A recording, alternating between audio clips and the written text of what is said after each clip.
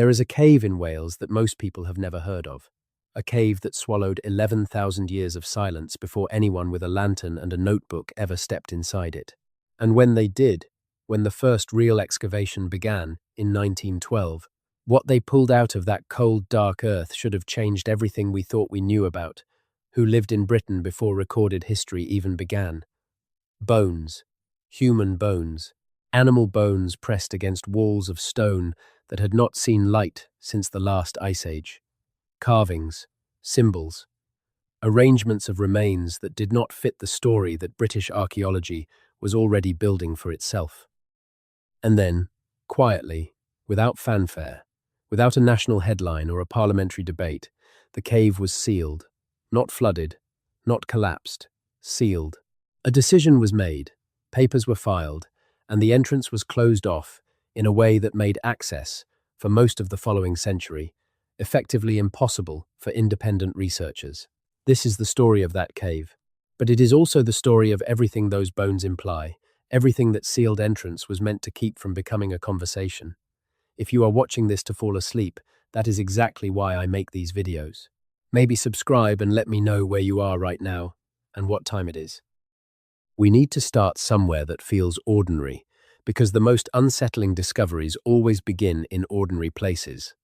A hillside in North Wales, limestone country, the kind of terrain that swallows secrets the way water swallows ink, slowly, completely, until there is no trace of what was there before. The year is 1912. Britain is at the height of its imperial confidence. The Titanic has just gone down, and the newspapers are still full of survivor testimonies and life jacket controversies. Archaeology, as a formal discipline, is still young. The profession is somewhere between treasure hunting and academic respectability, and the men who practice it are mostly gentlemen with enough leisure time and personal wealth to fund expeditions without needing institutional approval. The cave at Pontnewydd in the Elwy Valley in Denbighshire had been known to locals for generations. That is worth pausing on. It had been known. People in the surrounding villages knew the entrance. Some of them had gone inside. Children had dared each other to walk past the first chamber. Farmers had occasionally found bones near the mouth of the cave and thought nothing more of it than the bones of old animals that had sheltered there and died. But in 1912, someone with a more systematic eye began to look more carefully. And what that first examination suggested was enough to bring in a team. The initial finds from that 1912 excavation were significant enough that they generated internal reports within the archaeological establishment. Human teeth, not modern teeth. Not teeth from a medieval grave or a Roman-era burial that had somehow washed deeper into the cave system. These were teeth that bore the morphological markers of something far older, something that the dating methods of 1912 were not yet sophisticated enough to fully analyze, but that experienced eyes could recognize as belonging to a period of human prehistory that was supposed to begin and end in mainland Europe, in Britain, in Wales. That was not where those teeth were supposed to be. And the arrangement of the surrounding sediment, the layering of deposits, the mineral accretion on the bone surfaces, all of it pointed to a date that could not be made to fit comfortably into the accepted narrative of who first settled these islands and when. The narrative that British archaeology had been carefully constructing for the previous century went something like this. Modern humans, anatomically and cognitively similar to us, arrived in Britain during what is broadly called the Upper Paleolithic period, replacing or absorbing the Neanderthal populations that had been here during colder glacial phases. The timeline for this was considered reasonably well established. The tools were identifiable. The cave art of France and Spain gave a kind of cultural context. And the assumption was that Britain, being a peninsula at the edge of the European landmass, received its human populations in waves from the continent, with each wave bringing new technologies, new burial practices, new ways of shaping bone and stone into objects that outlasted the people who made them. What the 1912 excavation at Pontnewydd implied was that this timeline might have a problem. Not a small problem, a foundational one. Because the bones and the context around them suggested human presence in Wales at a period that was supposed to be geologically extreme, climatically hostile to sustained occupation, and therefore populated, if at all, only by Neanderthal groups moving through on seasonal hunts, rather than by populations setting up anything resembling permanent residence. But let us hold that thought for a moment. Because the story of Pontnewydd does not become fully strange until you understand what happened between 1912 and the much more thorough excavations that took place decades later. In the 1970s and 1980s, when radiocarbon dating and thermoluminescence analysis finally gave researchers the tools to put precise numbers on what the bones and the surrounding sediment actually represented, what happened in between those two periods of active investigation is, depending on who you ask, either a perfectly reasonable administrative decision reflecting the practical difficulties of preserving a sensitive archaeological site, or it is something else entirely. Something that looks, when you examine it carefully, like a deliberate act of suppression. The cave was sealed, not temporarily, not with the understanding that researchers would return the following season. It was sealed in a way that required official intervention to reopen. The paperwork describing this decision, to whatever extent it still exists in archives, frames the sealing as a protective measure. The site was deemed too important to risk damage from casual visitors or amateur treasure hunters. That is a coherent argument. It is also an argument that is used, with remarkable consistency, every time an archaeological site produces findings that complicate the received history of a region or a people. Protect it, secure it, control access, and in controlling access, control the conclusions that the public is allowed to draw. We will return to Pontnewydd, but first, we need to build the larger picture. Because the bones in that Welsh cave do not exist in isolation, they exist as part of a pattern. A global pattern of archaeological discoveries that have been suppressed, reinterpreted, minimized, or simply buried again after excavation, because what they suggest about human prehistory does not fit the framework that institutions have spent generations defending. And that pattern runs, with startling consistency, from the limestone hills of Wales all the way to the river valleys of North America, to the coastal cliffs of Australia, to the high plateaus of South America. Everywhere on this planet that humans have dug deeply enough, they have found things that should not be there according to the standard timeline. And almost everywhere that has happened, some version of the same response has followed. To understand why any of this matters, you need to understand what the standard timeline is and why it is defended so vigorously. The official account of human prehistory, the one that is taught in schools and universities, the one that underlies almost every popular documentary and museum exhibition about ancient human history, rests on several foundational assumptions. The first is that anatomically modern humans evolved in Africa approximately 200,000 to 300,000 years ago. The second is that these modern humans began dispersing out of Africa roughly 60 to 80,000 years ago, spreading first into the Middle East and then into Asia, Australia, and eventually Europe. The third, and most relevant to what we are discussing tonight, is that the Americas were the last major landmass to be settled by humans, and that this settlement happened via the Bering Land Bridge, the strip of territory connecting northeastern Asia to northwestern North America that became dry land during periods of glacial maximum, when so much of the world's water was locked up in ice sheets. According to the standard account, humans crossed this land bridge somewhere between 15,000 and 20,000 years ago, and then spread rapidly south and east, populating both North and South America within a few thousand years. This is the Clovis first model, named after a distinctive type of stone spear point found near Clovis, New Mexico, in the 1930s. For decades, Clovis tools were the earliest accepted evidence of human presence in the Americas. If a site did not have Clovis-style technology, or something that post-dated it, mainstream archaeology was deeply reluctant to accept the site as evidence of human occupation. The model became so entrenched that researchers who found evidence of pre-Clovis human presence in the Americas faced extraordinary professional pressure to either reinterpret their findings or abandon them entirely. Some did not. And the ones who did not, who held their ground and published their evidence despite the pressure, opened cracks in the Clovis first model that have, over the past 3 decades, become impossible to paper over. But the story of those cracks, and what fills them, connects directly back to caves like Pontnewydd. Because the same impulse that sealed a Welsh cave in the early 20th century is the impulse that kept pre-Clovis evidence from receiving serious attention in American archaeology for most of the same century.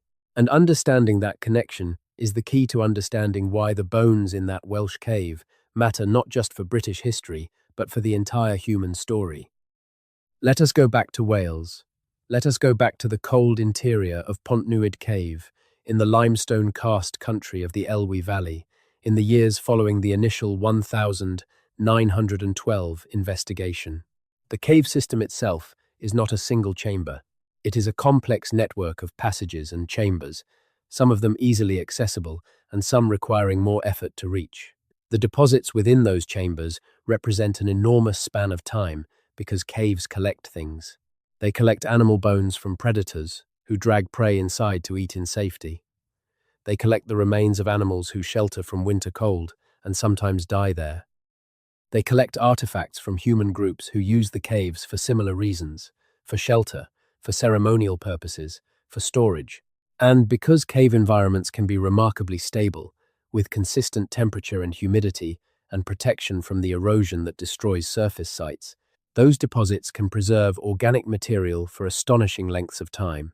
What the sediment layers at Pontnewydd preserve is a record spanning from the relatively recent past, in geological terms, all the way back to a period that stratigraphic analysis and later radiometric dating would place at approximately 220,000 to 230,000 years ago. 230,000 years. That is not a number that should exist in a Welsh cave if the standard timeline of human settlement in Britain is correct, because 230,000 years ago, Britain was not yet the island it is today. The channel that now separates it from the European continent was intermittently dry land, depending on glacial cycles. Neanderthal populations were present in Europe at that period, but the presence of anatomically modern humans on this part of the continent at that date would upend a significant portion of what we think we know about human dispersal from Africa and the timing of population movements across the Old World. The 1970s and 1980s excavations at Pontnewydd, led by the National Museum of Wales, produced human teeth and other skeletal fragments that became the focus of intense analysis. The teeth are remarkable because teeth preserve well, and because the morphological features of teeth, the specific shapes of cusps and roots, carry information about the taxonomic category of the individual to whom they belonged. The Pontnewydd teeth show characteristics associated with Neanderthals, not with fully modern Homo sapiens. This is important, and it is complicated in equal measure, because the narrative at the time was that the discovery of Neanderthal remains in Wales, at this date, was somewhat surprising, but not paradigm-shattering.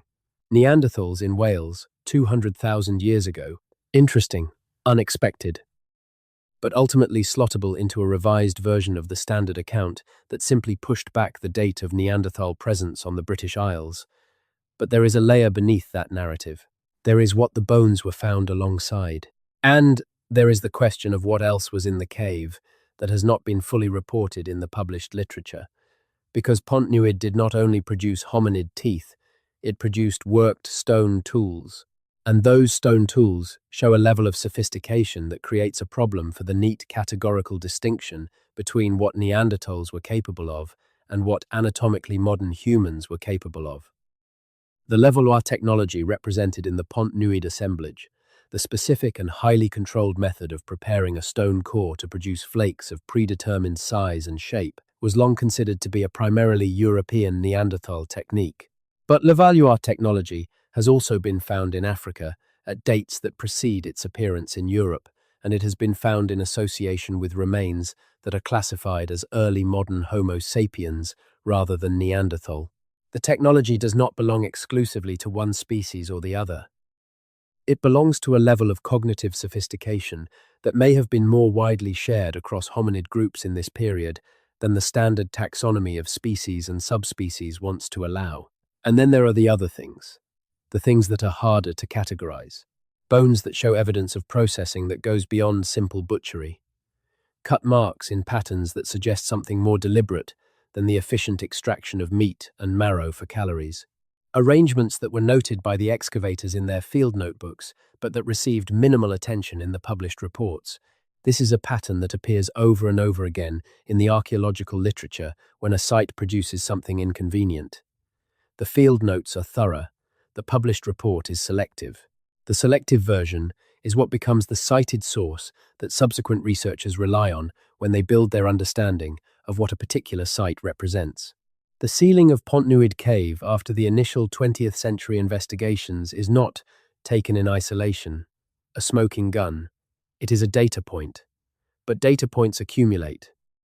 And when you place it alongside the other sealed caves, the other closed sites, the other discoveries that generated a brief flurry of specialist attention and then quietly disappeared from public discourse, the accumulation begins to look less like administrative caution and more like institutional management of a narrative.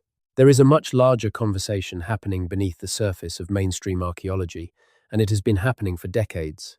It is a conversation about what we actually know, as opposed to what we have agreed to say we know about the deep human past. It is a conversation about the mechanisms by which certain discoveries are integrated into the accepted picture, while others are quietly set aside.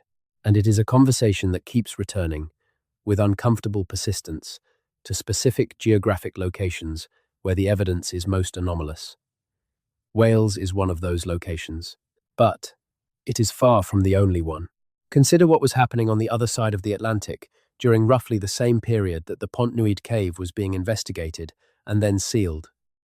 The early 20th century was a period of intense archaeological activity in North America, driven by a combination of genuine scientific curiosity, government-sponsored survey work as territories were being formally incorporated into the expanding United States, and the practical reality that railway construction and dam building were exposing prehistoric deposits at an unprecedented rate. And what those surveys and construction projects were turning up, across a swath of territory from the Mississippi Valley to the Great Plains to the Pacific Coast, was evidence of human occupation that did not fit the emerging Clovis first model, evidence that kept being quietly set aside. The story of the suppression of pre-Clovis evidence in North America is long and genuinely complex, and doing it justice requires going back to the specific sites and the specific researchers whose careers were shaped, and in some cases effectively ended, by their insistence on taking anomalous evidence seriously. But the broad outline is this. From roughly the 1930s through the 1980s, a consensus formed within American archaeology that was enforced with a rigor that went well beyond normal scientific skepticism. Any claim of pre-Clovis human presence in the Americas was met with an extraordinary burden of proof. Extraordinary in the literal sense, meaning a level of proof that was not required of evidence that supported the existing model, only of evidence that challenged it. Sites that produced anomalous dates were explained away. Researchers who published pre-Clovis claims found their work dismissed, their methodology criticized with an intensity that was not applied to comparable work by colleagues who stayed within the accepted timeline. And the sites themselves, the actual physical locations where the anomalous evidence had been found, often became inaccessible in ways that made independent verification impossible. The parallels with what happened at Pontnewydd are not accidental. They are the expression of the same underlying dynamic, not a conspiracy in the dramatic sense of a small group of men in a room deciding what history should be allowed to say. Something more diffuse and, in some ways, more powerful than that. A consensus that develops within an institution, that becomes self-reinforcing through the mechanisms of peer review and funding allocation and professional reputation, and that eventually makes dissent not illegal, but effectively impossible for anyone who wants to maintain a career in the field. Monte Verde in southern Chile is the site that finally broke the Clovis first consensus in the 1990s. The story of Monte Verde is worth telling in some detail because it illustrates, with unusual clarity, exactly how the suppression mechanism works and why breaking through it requires not just good evidence but a specific kind of institutional courage. The site was discovered in 1975 when a local farmer noticed bones eroding from the bank of a small creek. The bones turned out to belong to extinct animals. An archaeologist named Tom Dillahay began excavating the site in 1977 and found what he would spend the next 2 decades trying to convince his colleagues to accept. Evidence of human habitation at Monte Verde, dating to approximately 14,500 years ago, predating the earliest accepted Clovis sites by more than 1,000 years. And in deeper layers of the site, there were indications of human presence at dates that pushed back further still, to perhaps 30,000 years ago, though these deeper claims generated even more controversy. The evidence at Monte Verde was extraordinary in its preservation. The waterlogged peat environment of the site had preserved organic materials that normally would have decomposed long before an archaeologist could find them. Wooden structures, pieces of animal hide, seeds and nuts and berries that had been gathered and brought to the site by the people who lived there, medicinal plants, the remains of hearths, footprints, human footprints, preserved in the clay at the edge of the ancient creek, left by people who were walking through what is now southern Chile, at a time when the Clovis first model said that no human being had yet set foot in the Western Hemisphere. Dillehay published his findings. The response from the archaeological establishment was not engagement. It was dismissal. For more than a decade, Monte Verde was treated as either a hoax or a methodological failure. Dillehay's dates were questioned. His stratigraphy was questioned. His interpretations were questioned. The site attracted negative reviews from prominent figures in American archaeology, and those reviews had the effect of making it professionally dangerous for other researchers to cite Monte Verde in support of pre-Clovis claims. Then, in 1997, a team of archaeologists that included several of the most prominent critics of Monte Verde traveled to the site and conducted their own assessment. They came back with a statement that was published in the journal Science. Monte Verde, they concluded, was a genuine pre-Clovis site. The evidence was real, the dates were real. Human beings had been living in southern Chile 14,500 years ago, and possibly much earlier. The consensus broke, not completely and not immediately, but enough that the question of pre-Clovis human presence in the Americas became, officially, an open question rather than a settled one. And once that question was officially open, the floodgates began to move. Because there had been dozens of sites across North and South America that had produced anomalous dates and then been quietly shelved. Sites that the researchers involved had stopped publicizing because the professional cost was too high. Sites where the evidence had been reinterpreted or dismissed, but never actually refuted. Sites that were waiting for the consensus to shift enough that someone could revisit them without ending their career. Some of those sites are remarkable. Some of them are disturbing in what they imply. And some of them, the ones that are most disturbing, share a feature with Pontnewydd Cave. They have been closed, restricted, made inaccessible in ways that are framed as protective but function as preventive. Preventive not of vandalism or looting, but of the kind of independent verification that would make their anomalous findings impossible to ignore. Before we go further into the American evidence, we need to stay in Britain for a moment. Because Pontnewydd is not the only sealed cave in the British Isles with a story that the archaeological establishment has never been entirely comfortable telling, there is a network of limestone cave systems across Wales, Yorkshire, Derbyshire, and the Somerset levels that have produced human remains and artifacts at dates and in contexts that simply do not behave the way they should if the standard chronology of British prehistory is correct. And across this network, there is a recurring pattern of excavation, followed by restricted access, sometimes formal sealing, sometimes the more subtle restriction of keeping sites off the official heritage register in ways that limit who can apply for excavation permits, sometimes the straightforward declaration that a site is too sensitive or too fragile for further investigation, which in practice means that the published findings from the most recent sanctioned excavation become the official account, and anything those findings did not report becomes invisible. Kent's Cavern in Devon is one of the oldest human habitation sites in Britain. It has been known for centuries and has a long history of excavation. The human jaw fragment found there in the 1920s, an upper jaw with teeth intact, was redated in 2011 using uranium series dating applied directly to the bone. The result was a date of approximately 41,000 years ago, making it the oldest known anatomically modern human remain in northwestern Europe. This received some publicity at the time and then settled back into the specialist literature without significantly disrupting popular understanding of when modern humans arrived in Britain. But the reason it did not disrupt that understanding is interesting. It is partly because 41,000 years ago, while pushing the boundary of previously accepted dates, falls within the range that the standard model can absorb by making modest adjustments to dispersal timing from the African origin population. The date is old. It is not old enough to be catastrophic to the consensus. The dates associated with Pontnewydd are potentially catastrophic to the consensus. 230,000 years. That is the figure that emerges from the most rigorous analysis of the sediment layers associated with the human remains found there. And 230,000 years ago, according to the standard model of human evolution and dispersal, anatomically modern Homo sapiens did not exist in Wales, did not exist in Britain, did not exist anywhere outside of Africa in numbers significant enough to leave skeletal remains in cave deposits. The hominids present in this part of the world at that period were Neanderthals, and the remains from Pontnewydd are classified as Neanderthal. But here is the thing. Here is the thing that the dry language of taxonomic classification tends to obscure.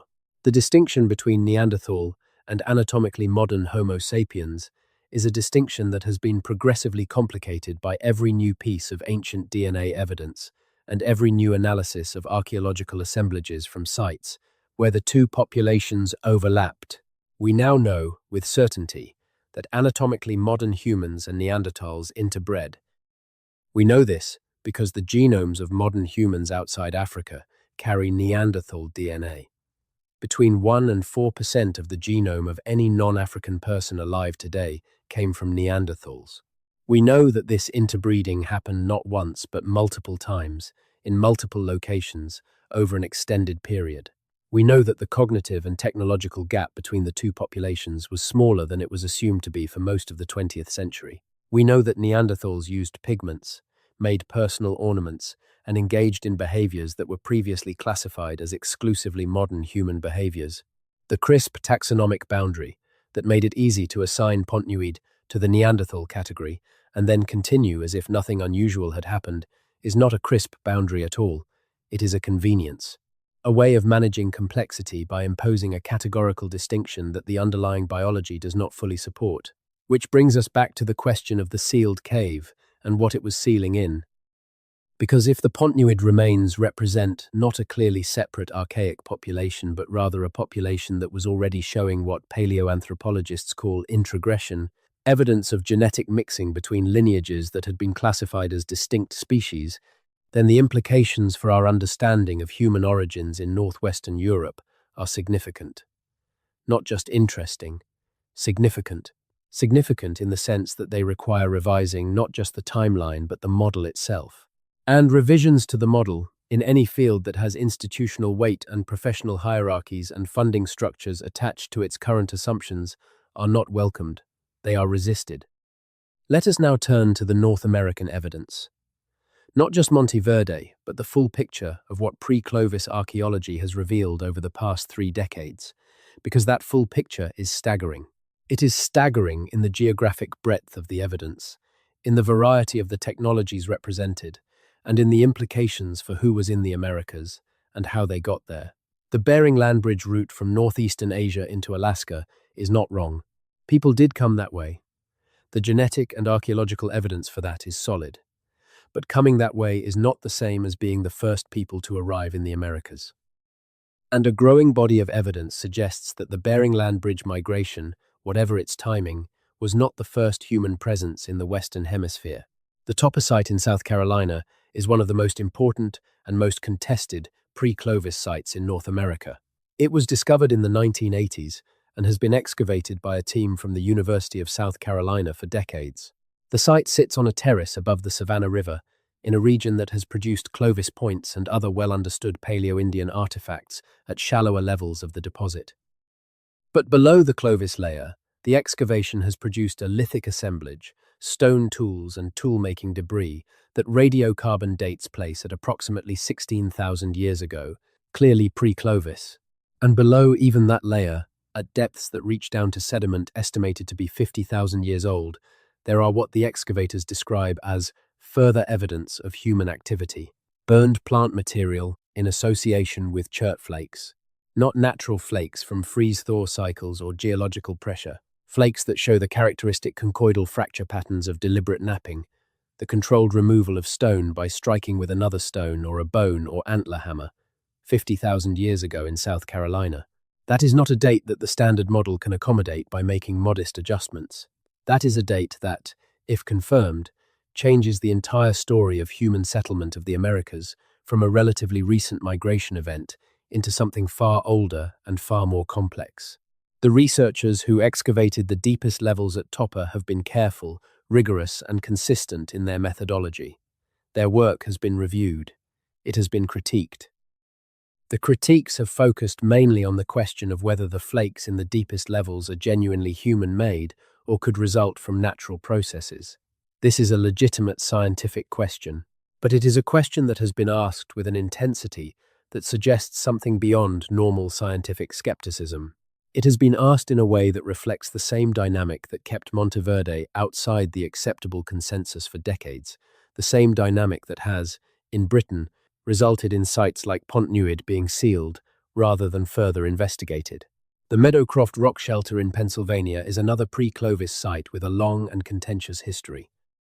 Excavated from 1973 to 1995 by James Adovasio and his team, Meadowcroft produced a stratigraphic sequence that radiocarbon dating placed at 16,000 years ago for the earliest human occupation layers, and potentially older still for some associated materials. Adovasio published his findings. The establishment response was to question the radiocarbon dates by suggesting that ancient coal dust in the soil had contaminated the carbon samples, artificially inflating their apparent age.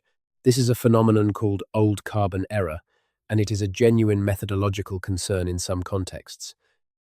But the Meadowcroft dates have been replicated and cross-checked multiple times, and the contamination hypothesis has been examined and found insufficient to explain the discrepancy between the Meadowcroft dates and the Clovis first timeline. Adovasio's team responded to every critique. They did additional sampling. They ran additional tests. The dates held. And yet, Meadowcroft remained outside the mainstream consensus for decades, cited as controversial rather than as evidence, until the Post-Monte Verde opening of the debate made it possible to discuss pre-Clovis sites without professional stigma. There is something in the specific geography of Meadowcroft and Topper that is worth pausing on. Both sites are in eastern North America, Pennsylvania and South Carolina. This is significant because the dominant model for the peopling of the Americas positions the earliest population centers in western North America, specifically in the corridor between the Laurentide and Cordilleran ice sheets that would have opened as the glaciers retreated, allowing populations that had crossed the Bering Land Bridge to move south from Alaska into the interior of the continent. Eastern North America, in this model, is a later destination, a region that populations reached only after moving through the west. But if the pre-Clovis dates at Meadowcroft and Topper are genuine, then people were in eastern North America before, or concurrent with the supposed arrival window for the Bering Land Bridge migration. They could not have come from the west, through the ice-free corridor, because that corridor did not exist at the dates those sites suggest. They had to have come from somewhere else, or arrived by a different route. The coastal migration hypothesis is one proposed solution. Rather than crossing the Bering Land Bridge and moving inland through the ice-free corridor, early Americans may have traveled along the Pacific coast in watercraft, following the coastline from northeastern Asia, south along the Alaska coast, and then continuing down the Pacific coast of North America, arriving in South America, and possibly also making their way east along the Gulf Coast into what is now the southeastern United States. This hypothesis has gained significant traction in recent years, partly because of genetic evidence that points to coastal Asian populations as ancestors of certain Native American groups, and partly because of archaeological finds on the Pacific coast of both North and South America that show early human presence. The problem with definitively confirming the coastal migration hypothesis is that the coastlines of 15 to 20,000 years ago are now underwater. The global sea level rise that accompanied the end of the last glacial maximum flooded the coastal terraces, that would have been the primary zones of coastal human occupation. The sites that would provide the most direct evidence are sitting under several hundred feet of Pacific Ocean water, but the underwater problem, while real, does not explain why pre-Clovis sites at inland locations in eastern North America keep being discovered and then kept quiet. The coast is underwater. Meadowcroft and Topper are not underwater. They are accessible. They have been excavated. The evidence from them is real and documented and has survived repeated methodological challenge. What has not happened is that this evidence has been integrated into a revised model of early American prehistory that is taught in schools or presented in museum exhibitions or included in the popular understanding of where Americans come from. That resistance to integration is the thing we keep returning to. It is the common thread that runs from the sealed cave in Wales to the contested sites in Pennsylvania and South Carolina to the suppressed evidence from dozens of other locations around the world. And to understand why that resistance exists, we need to think about what is actually at stake when the standard timeline of human prehistory is challenged. What is at stake, at the most basic level, is institutional credibility. The academic disciplines that study human prehistory, archaeology, paleoanthropology, genetics, geology, have built their methodologies, their professional hierarchies, their funding structures, and their popular legitimacy on a set of findings that took a century to assemble. If those findings are substantially wrong, not just wrong in minor detail, but wrong in fundamental ways that require revision of the basic timeline and the basic model of human dispersal, then the institutions that validated those findings have a problem, not a crisis of science. Science is self-correcting, in principle, but a crisis of institutional authority. Because the mechanisms of peer review and funding allocation and professional reputation that are supposed to be self-correcting have in practice functioned to delay and suppress the kind of revision that would be necessary. There is also a political dimension to this that is harder to articulate but impossible to ignore. Questions about who was in the Americas first are not purely academic questions. They are entangled with questions about Native American sovereignty, about the legal and moral framework of land rights, about the political narratives that indigenous peoples have constructed and maintained about their own origins and their deep connection to specific territories. If the pre-Clovis evidence is taken seriously, it complicates those narratives in ways that some indigenous scholars and activists find threatening.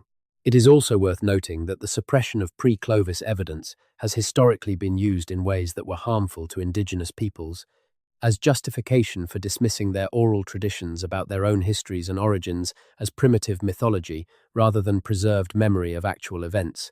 The relationship between anomalous archaeological evidence and indigenous heritage is genuinely complex and requires careful navigation. But neither of these considerations, institutional credibility or political entanglement, constitutes a legitimate reason to seal a cave, suppress a radiocarbon date, or dismiss evidence that has survived methodological scrutiny. They constitute explanations for why these things happen, not justifications. Let us get specific about the kinds of things that have been found and then made difficult to access. Because the pattern is not limited to bones and stone tools, it extends to carved objects, to structures, to materials that should not exist in the contexts where they are found, because the technologies required to produce them were not supposed to exist at those dates and in those places. The Antikythera mechanism is the most famous example of an artifact whose existence reveals a gap between what we think we know about ancient technology and what the physical evidence actually shows. Found in a shipwreck off the Greek island of Antikythera in 1901, the mechanism is a bronze device of extraordinary complexity, a handheld computer of sorts, capable of tracking astronomical cycles with a precision that should have been beyond the technological capacity of 1st century BC Greek craftsmen, according to the standard model of ancient technological development. The mechanism has been studied intensively for over a century and is now accepted as genuine and as representing a level of scientific and engineering sophistication that significantly exceeds what the historical record was previously thought to show for that period. It took a century for the mechanism to be fully understood and integrated into our picture of ancient technology. During that time, it was not suppressed.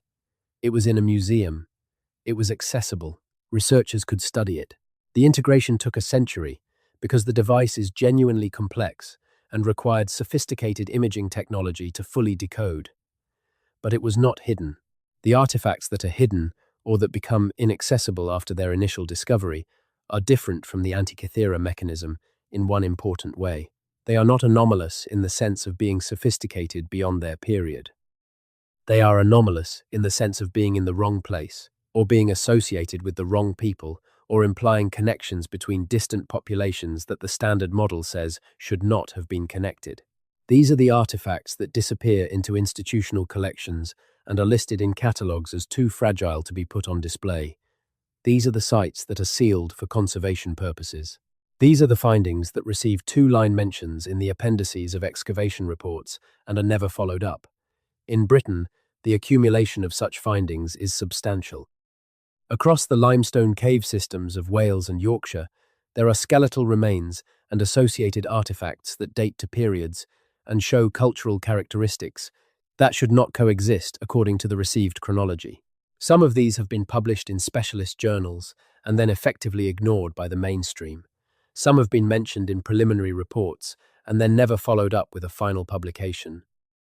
And some have been catalogued and stored in institutional collections, where access requires navigating bureaucratic processes that, in practice, ensure that only researchers with the right institutional affiliations and the right scholarly orientations will ever examine them. The situation with Pontnewydd Cave specifically is that the major excavations of the 1970s and 1980s produced a substantial body of evidence that was published in specialist reports, but that has not been integrated into the Pontnewydd popular narrative of British prehistory in any meaningful way. The cave is presented in educational materials as a significant Neanderthal site, which is accurate but incomplete. The complexity of the evidence, the technological sophistication of the lithic assemblage, the questions about interbreeding and behavioral modernity, the deep chronology, is almost entirely absent from any publicly facing account of what was found there. And the physical cave itself, the actual site, remains restricted in a way that makes independent investigation effectively impossible. Now, let us bring this back to the Americas, because the deepest question that Pontnewydd raises, the question of who the people were who left those bones and tools in that Welsh cave, and where they went and what happened to their descendants, connects, through a route that mainstream archaeology is not yet ready to map, to the deepest questions about who arrived in the Americas before the Clovis people did.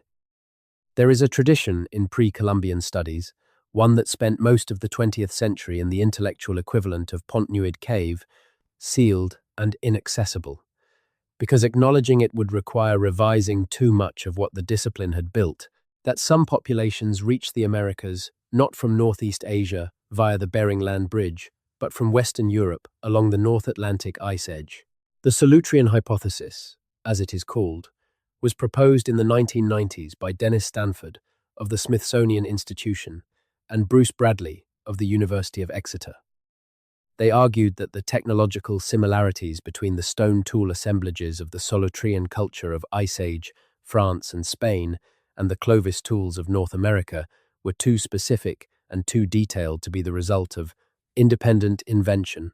That the fluted projectile points, the specific thinning techniques, the use of particular tool forms that appear in both assemblages suggested a direct connection, and that the most parsimonious explanation for that connection was that people from the Solutrean culture had made the crossing from Europe to North America along the edge of the North Atlantic ice sheet, using the same kind of maritime technology that allowed their contemporaries to survive in other extreme coastal environments. The Solutrean hypothesis was greeted with derision by most of the archaeological establishment. This is putting it mildly. It was dismissed as lacking credible evidence for a transatlantic crossing, as relying on superficial technological parallels, and as implicitly undermining the well-established genetic and archaeological evidence for Asian origins of Native American populations. That last critique was the sharpest, because it seemed to position the Solutrean hypothesis as a challenge to the deep connection between Native American peoples and their Asian heritage. Stanford and Bradley responded that they were not claiming Solutrean people were the sole or even the majority ancestors of Native Americans. They were claiming that Solutrean people were among the earliest to arrive, and that subsequent waves of Asian migrants eventually swamped the genetic signal of the Solutrean population, diluting it to near invisibility in modern Native American genomes. The hypothesis has not been confirmed, but it has also not been refuted. And the circumstantial evidence that accumulates around it, the technological parallels, the distribution of certain blood group markers in Native American populations that are more common in European than in Asian populations, the oral traditions of some Atlantic coast Native American groups that preserve accounts of encounters with people who had crossed the Eastern Sea, is not nothing. What makes the Solutrean hypothesis relevant to the Pontnewydd story is the geographic and temporal overlap. The Solutrean culture of France and Spain, the culture that Stanford and Bradley argue sent migrants to North America, was directly descended from the Upper Paleolithic populations of Western Europe. The populations that occupied the limestone cave systems of Wales, Yorkshire, and the rest of the British Isles during the Upper Paleolithic period. The people, or the ancestors of the people, who left their bones and their tools in Pontnewydd Cave. If the Solutrean hypothesis is correct, or even partially correct, then the sealed cave in Wales is not just a British prehistoric site. It is potentially an entry point into the story of how some of the first Americans got to America, which would be a very good reason to keep it sealed. We are speculating now. We need to be honest about that. The chain of inference that runs from Pontnewydd to the Solutrean hypothesis to pre-Clovis Americans is long, and each link in it is contested. But speculation built on genuine evidence is different from speculation built on nothing. And the genuine evidence for anomalous human presence in the Americas at dates that predate the Clovis first timeline is now, after 3 decades of accumulating findings, substantial. The genuine evidence that the bones and artifacts from Pontnewydd represent something more complex than a simple Neanderthal site is, while less widely publicized, also real. The genuine evidence that archaeological findings, which challenge the standard timeline, have been systematically minimized, suppressed, and made inaccessible is, if you know where to look, visible across a century of professional practice. Let us look at some of the specific American sites where the suppression mechanism is most clearly visible. Because while Monte Verde, Meadowcroft, and Topper are the most widely cited pre-Clovis sites, they are not the most extreme. The most extreme, the ones with the oldest dates and the most dramatic implications, have received the least attention. And that disproportion is itself a form of evidence. Not evidence about ancient humans. Evidence about how the institutions that study ancient humans manage findings that threaten their theoretical frameworks. The Old Crow Basin in the Yukon Territory of Canada is a site that produced radiocarbon-dated bone tools in the 1970s at approximately 27,000 years ago. The initial dates generated significant excitement and then significant controversy. The controversy focused on the possibility of contamination and on the question of whether the bone flakes in question were genuinely human-made or were natural modifications caused by the freeze-thaw cycles to which Pleistocene-era bones in the Yukon are routinely subjected. When newer, more precise dating methods were applied to some of the old Crow materials, the dates came back younger, suggesting that at least some of the original samples had indeed been contaminated. The older dates were retracted. Old Crow was removed from the list of credible pre-Clovis sites. And that removal was treated as a clean end to the story, a cautionary tale about the dangers of premature claims and the importance of methodological rigor. But there is more to the Old Crow story. The fact that some of the dated materials turned out to be contaminated does not mean that all of them were. The basin produced an enormous quantity of fossil bone and associated materials over the course of the surveys conducted in the 1970s and 1980s. Many of those materials were never fully analyzed. The retraction of the most extreme dates had the effect of closing down funding and interest in the site before the full analysis was complete. And the basin itself, a remote and difficult-to-access region of subarctic Canada, has not been the subject of systematic archaeological survey since. What might still be there, in the sediment layers of the Old Crow Basin, is unknown, because no one is looking. The Calico Early Man site in California is another example of a site with extreme dates and a history of institutional dismissal. Calico was excavated, starting in 1964, under the supervision of Louis Leakey, one of the most famous paleoanthropologists of the 20th century, known for his work in East Africa on early hominid evolution. Leakey believed that the stone artifacts being excavated from the Calico site represented human occupation of North America at a date of 200,000 years ago. This was a radical claim. It was also, given who was making it, impossible to simply ignore. The establishment response was sustained and methodologically focused. Critics argued that the supposed artifacts at Calico were geofacts, naturally produced stone fragments that mimicked the appearance of human-made tools, but were actually the result of geological processes. When Leakey died in 1972, the excavation lost its most prominent champion. Funding became difficult to secure. The site continued to be excavated intermittently by dedicated volunteers, but it never regained mainstream attention. It is now considered by most archaeologists to be a site of geological interest that produced no genuine evidence of human occupation. But there is a pattern here that demands attention. Every pre-Clovis site that produces extreme dates that push back human presence in the Americas to periods measured in tens or hundreds of thousands of years, is subjected to a specific and predictable sequence. Initial discovery and excitement. Challenge focused on methodology and the possibility that the artifacts are natural rather than human-made. Withdrawal of institutional support as the controversy becomes professionally uncomfortable. Cessation of excavation before the full potential of the site has been explored, and final removal from the accepted list of genuine sites, where removal means that citing the site as evidence becomes a career risk. The Calico dates, if they were genuine, would imply something extraordinary. They would imply that hominids, not necessarily anatomically modern Homo sapiens, but hominids capable of making stone tools, were present in North America at a period when the standard model says they were confined to Africa. That is a claim that requires extraordinary evidence, extraordinary in both the quality and the quantity of the supporting data.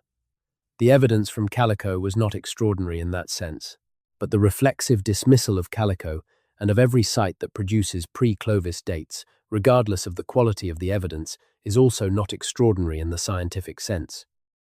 It is ordinary institutional self-protection. And it is worth asking whether sites like Calico were dismissed because the evidence was genuinely insufficient or because the dates were so extreme that the institutional cost of taking them seriously was too high. We need to talk about bones. Specifically, we need to talk about human skeletal remains found in contexts that do not match the expected timeline and what happens to those remains when they are discovered. The story of Kennewick Man is the most publicized example of this in North America. The remains of an individual were discovered eroding from the bank of the Columbia River in Washington state in 1996. The skeleton was remarkably complete and remarkably ancient, radiocarbon dated to approximately 9,000 years ago, but what attracted immediate and intense attention was the physical morphology of the skull. The Kennewick Man skull did not conform to the cranial morphology typically associated with Native American populations descended from Northeast Asian migrants. Its proportions were different. Some physical anthropologists described it as Caucasoid, using a term that carries unfortunate racial implications, but that, in the technical paleoanthropological literature, refers to a set of cranial measurements associated with certain populations rather than with a racial category in the modern social sense. Others described it as resembling Polynesian or Southeast Asian populations more closely than either Northeast Asian or modern European populations. The controversy that erupted over Kennewick Man was not purely scientific. The remains were immediately claimed by several Native American tribes under the provisions of the Native American Graves Protection and Repatriation Act, which requires that Native American skeletal remains found in the United States be returned to affiliated tribes for reburial. The scientific community argued, successfully in the courts after years of litigation, that Kennewick Man was too old and too physically distinct from modern Native American populations for tribal affiliation to be established, and that the remains should be available for scientific study. The tribes argued that any remains found on American soil and dating to the prehistoric period were by definition ancestrally connected to indigenous American peoples, regardless of physical morphology. The legal battle lasted over a decade. During that time, the remains were stored at the Burke Museum in Seattle, inaccessible for comprehensive study. When research was finally permitted, The resulting analysis produced a complex picture. Genetic study of Kennewick man's ancient DNA, published in 2015, found that he was most closely related to modern Native Americans, specifically to the Confederated Tribes of the Colville Reservation. Despite the apparently non-native morphology of the skull, this finding was trumpeted as resolving the controversy by confirming Native American ancestry. But the finding raised a question that was not equally trumpeted. If Kennewick man's genome clusters with modern Native Americans, but his skull does not look like modern Native Americans, then the cranial morphology of the earliest Americans was more diverse than the cranial morphology of their modern descendants. Which means that the physical appearance of the earliest Americans was different from the physical appearance of the populations that are now classified as Native American, which means that there was more diversity in the early American population than the single Bering land bridge migration model can easily account for. The finding confirmed a genetic connection to modern Native Americans, while simultaneously complicating the story of what the founding population of the Americas actually looked like. Kennewick man was repatriated for reburial in 2017. The remains that could have answered so many questions about the first Americans are now returned to the earth. This is not a simple story of suppression. The repatriation was the result of a legal process that reflects genuine and legitimate concerns about indigenous rights and the history of scientific exploitation of Native American bodies. But the practical effect is that the evidence is gone, and in its absence, the most complex and troubling questions it raised will go unanswered. Let us go back across the Atlantic. Let us go back to the ancient world, and to the question of what the evidence from sites like Pontnewydd, when combined with the evidence from pre-Clovis America, actually implies about the deep human past. Because we have been moving around the edges of the most radical interpretation of all. The interpretation that the standard timeline is not just somewhat wrong in its specific dates, but fundamentally wrong in its assumptions about what kind of history human beings have had on this planet. The standard model assumes that anatomically modern humans have been cognitively and technologically sophisticated for approximately 40,000 to 50,000 years. Before that, the assumption goes, the archaeological record shows a pattern of simple technology and behavior that does not yet include the full range of capacities we associate with modern human cognition, including symbolic thinking, long-distance trade networks, complex social organization, and seafaring. The Upper Paleolithic Revolution, as it is sometimes called, is the transition from this simpler pattern to the richer and more recognizable archaeological record of the past 40 to 50,000 years. And the transition is typically located in Europe, specifically in the archaeological record of southwestern France and northern Spain, where cave art and sophisticated bone and antler tools appear suddenly in the record around 40,000 years ago. But this model has problems. The cave art of Europe does not appear out of nowhere. It has precedents in Africa that go back 100,000 years or more. The behavioral complexity that the Upper Paleolithic Revolution is supposed to introduce was already present in African populations for tens of thousands of years before it appears in the European record. The transition in Europe looks sudden, not because modern human cognition arrived suddenly in Europe, but because populations with the full suite of modern human cognitive and technological capacities migrated into Europe from Africa. The revolution happened in Africa first. What appeared in Europe was the arrival of people who were already cognitively modern, not the emergence of modern cognition in place. This is the mainstream view. But what if modern human cognitive and technological sophistication is even older than the mainstream view acknowledges? And what if it was more widely distributed? What if the populations represented by the deepest levels at sites like Pontnewydd, the populations associated with the most extreme pre-Clovis dates in North America, the populations whose descendants may have carried Solutrean technology across the North Atlantic ice edge, were not at the rudimentary end of the behavioral spectrum that is supposed to characterize humanity before the Upper Paleolithic Revolution, but were instead already cognitively sophisticated in ways that the surviving archaeological record is too sparse and too biased by preservation conditions to adequately reflect. This is not as extreme a claim as it might initially sound. The preservation bias in the archaeological record is genuine and severe. Organic materials survive only under exceptional circumstances. Stone tools survive because stone is virtually indestructible. But most of what early humans used, most of what they made, Most of what they thought and communicated and created was made of organic materials that decomposed millennia ago. The cave art of France and Spain survived because it was in caves, where the conditions are favorable to preservation. The vast majority of the symbolic and artistic output of early human populations across the rest of the world did not survive, because the conditions in which it was created were not favorable to preservation. We are inferring the cognitive and cultural life of early humans from a tiny and systematically biased fragment of what they actually produced. Given that preservation bias, the picture that emerges from exceptional preservation sites, sites like Pontnewydd Cave, sites like Monte Verde, sites that happen to have the right conditions to preserve material that does not normally survive, may be more accurate than the picture that emerges from the typical lithic scatter that is all most prehistoric sites preserve. And the picture that emerges from exceptional sites is consistently of a human past that is richer, more complex, more cognitively sophisticated, and more geographically dispersed than the standard model predicts. We have been circling around the deepest implication of all this evidence, and it is time to approach it directly. The deepest implication is this.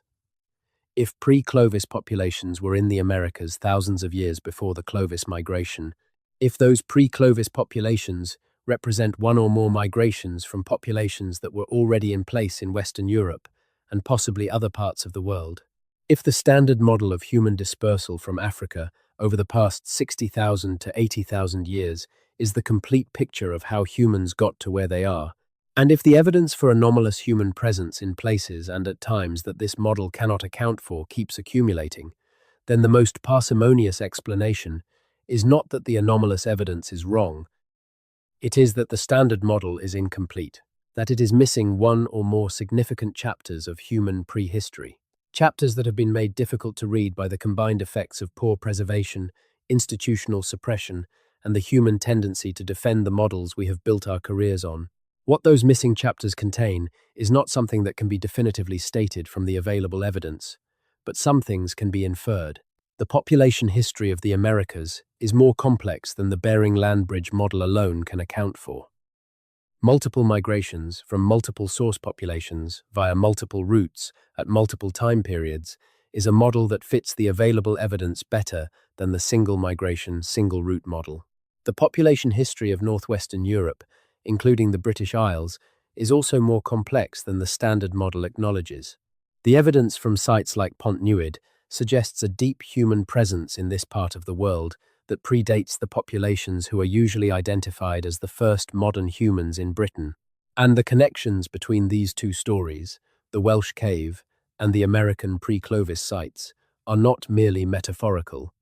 They are potentially historical, potentially genetic, potentially the faint outline of a chapter of human prehistory that has been systematically erased, not by deliberate conspiracy, but by the accretion of institutional inertia and the sealing of caves. There are researchers who have spent their careers on this problem. Researchers who have accumulated the anomalous evidence, faced the professional consequences, and continued to push for a more complete account of the human past. Their names do not appear in the textbooks that are used in undergraduate archaeology courses. Their papers do not receive the citations that would bring them to the attention of students who are still being taught the Clovis first model as if Monte Verde had never been excavated. But their work is there, in the specialist literature, in the archives of institutions that have not yet figured out how to integrate what those papers imply, waiting for the consensus to shift enough that the next generation of researchers can engage with it without ending their careers. The consensus is shifting. It shifted at Monte Verde in 1997. It shifted again with each subsequent confirmation of pre-Clovis dates at sites that had previously been dismissed. It shifted with the ancient DNA revolution, which produced results about the genetic diversity of early Native American populations that the single migration model cannot fully accommodate. It shifted, quietly and partially, with each new paper that described anatomically modern behaviors in populations and at dates that were supposed to predate the Upper Paleolithic revolution. The shift has been slow, slower than the evidence warrants, but it is happening. And as it happens, caves like Pontnewydd become more rather than less important, because the evidence from sealed sites, the evidence that was sequestered before the consensus was ready to hear it, is the evidence that will allow the new model to be built. What was found in that Welsh cave in 1912 and in the subsequent excavations of the 1970s and 1980s is not lost. It is documented, however selectively. It is stored, however inaccessibly. It is waiting, in the same way that the evidence from Monte Verde waited for 2 decades after Dillehay first excavated it, for the moment when the institutional context makes it possible to hear what it is saying. And what it is saying, when you listen to it without the filter of an established consensus telling you in advance what it cannot mean, is that the human story is older, more widespread, more complex, and more surprising than any model built on a century of incomplete evidence is able to capture. The bones in the Welsh cave are not an anomaly to be explained away. They are a signal, and the sealed entrance that has kept most people from reaching them for most of the past century is not just a physical barrier. It is a metaphor for the larger project of keeping that signal from reaching the ears of anyone who might know how to interpret it. Let us now spend some time on the specific question of what pre-Clovis Americans would have looked like, not in the racial sense, in the cultural and technological sense. Because one of the objections to the pre-Clovis evidence is that it lacks the kind of rich cultural expression that we associate with the first fully modern humans in Europe. Where are the carved figures, the cave paintings, the elaborate burials, the long-distance trade networks that characterize the Upper Paleolithic of Western Europe? If pre-Clovis Americans were present in the Americas for 10 or 20 or 50,000 years before the Clovis people, why is their cultural signature so faint? The answer to this question is part obvious and part genuinely mysterious. The obvious part is preservation. We have already discussed how severely the archaeological record is biased toward inorganic materials. A pre-Clovis population in North America that expressed its symbolic life in perishable media, wood carving, body painting, oral tradition, textile production, would leave almost nothing in the archaeological record that would survive to be found. The absence of evidence for pre-Clovis symbolic culture in North America is not evidence of absence of symbolic culture. It is evidence of poor preservation, combined with the limited geographic coverage of systematic archaeological survey in a continent where the total area of systematically surveyed terrain represents a tiny fraction of the land surface. The less obvious part of the answer is that some sites have produced evidence of pre-Clovis symbolic behavior in North America, and those sites have received the predictable response. The Cooper's Ferry site in Idaho, which was dated in 2019 to 16,000 years ago, represents the oldest human presence in Western North America, yet confirmed, and the stone tools found there do not resemble Clovis technology. They resemble Upper Paleolithic tools from Japan and northeastern Asia, suggesting a Pacific coastal migration route rather than the ice-free corridor. Cooper's Ferry has been accepted into the emerging pre-Clovis literature with relatively little controversy, possibly because its Asian tool parallels fit the genetic evidence for Asian ancestry of Native Americans. But the deeper levels at Cooper's Ferry have not been fully excavated. The site is large. The time investment required to investigate it thoroughly is substantial. Funding for that kind of sustained investigation is difficult to obtain when the findings of the initial excavations are already at the controversial end of what the funding bodies are comfortable supporting. The Deborah L. Friedkin site in Texas has produced a lithic assemblage predating Clovis by several thousand years, with dates from 15,000 to 20,000 years ago. The stone tools from this site belong to a tradition that the excavators have named the Buttermilk Creek Complex, and they argue that this complex represents a technological tradition that gave rise to Clovis rather than being derived from it.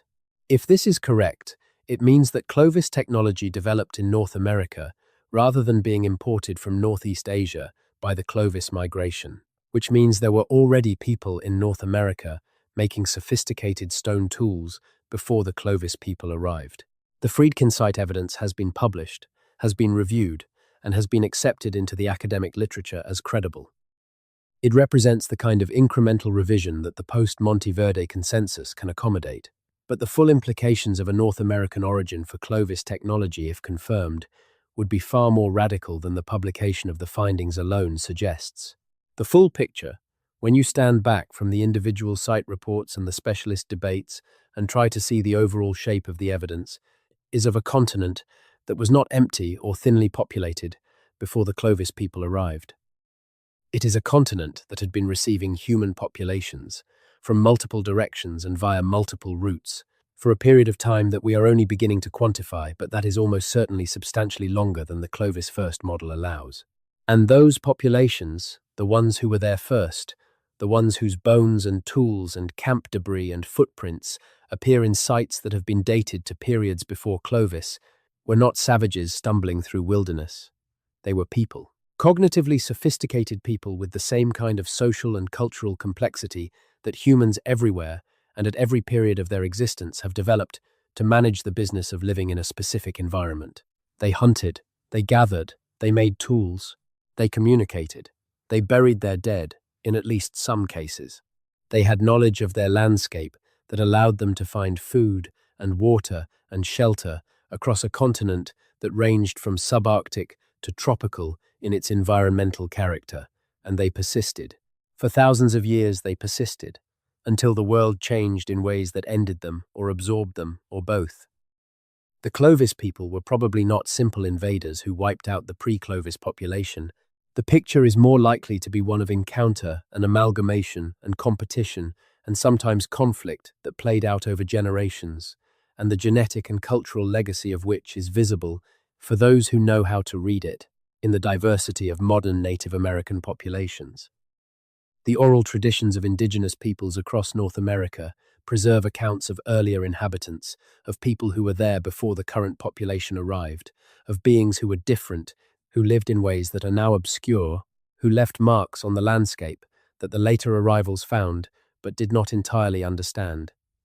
These traditions have been dismissed as mythology by an archaeology that was committed to the Clovis first model.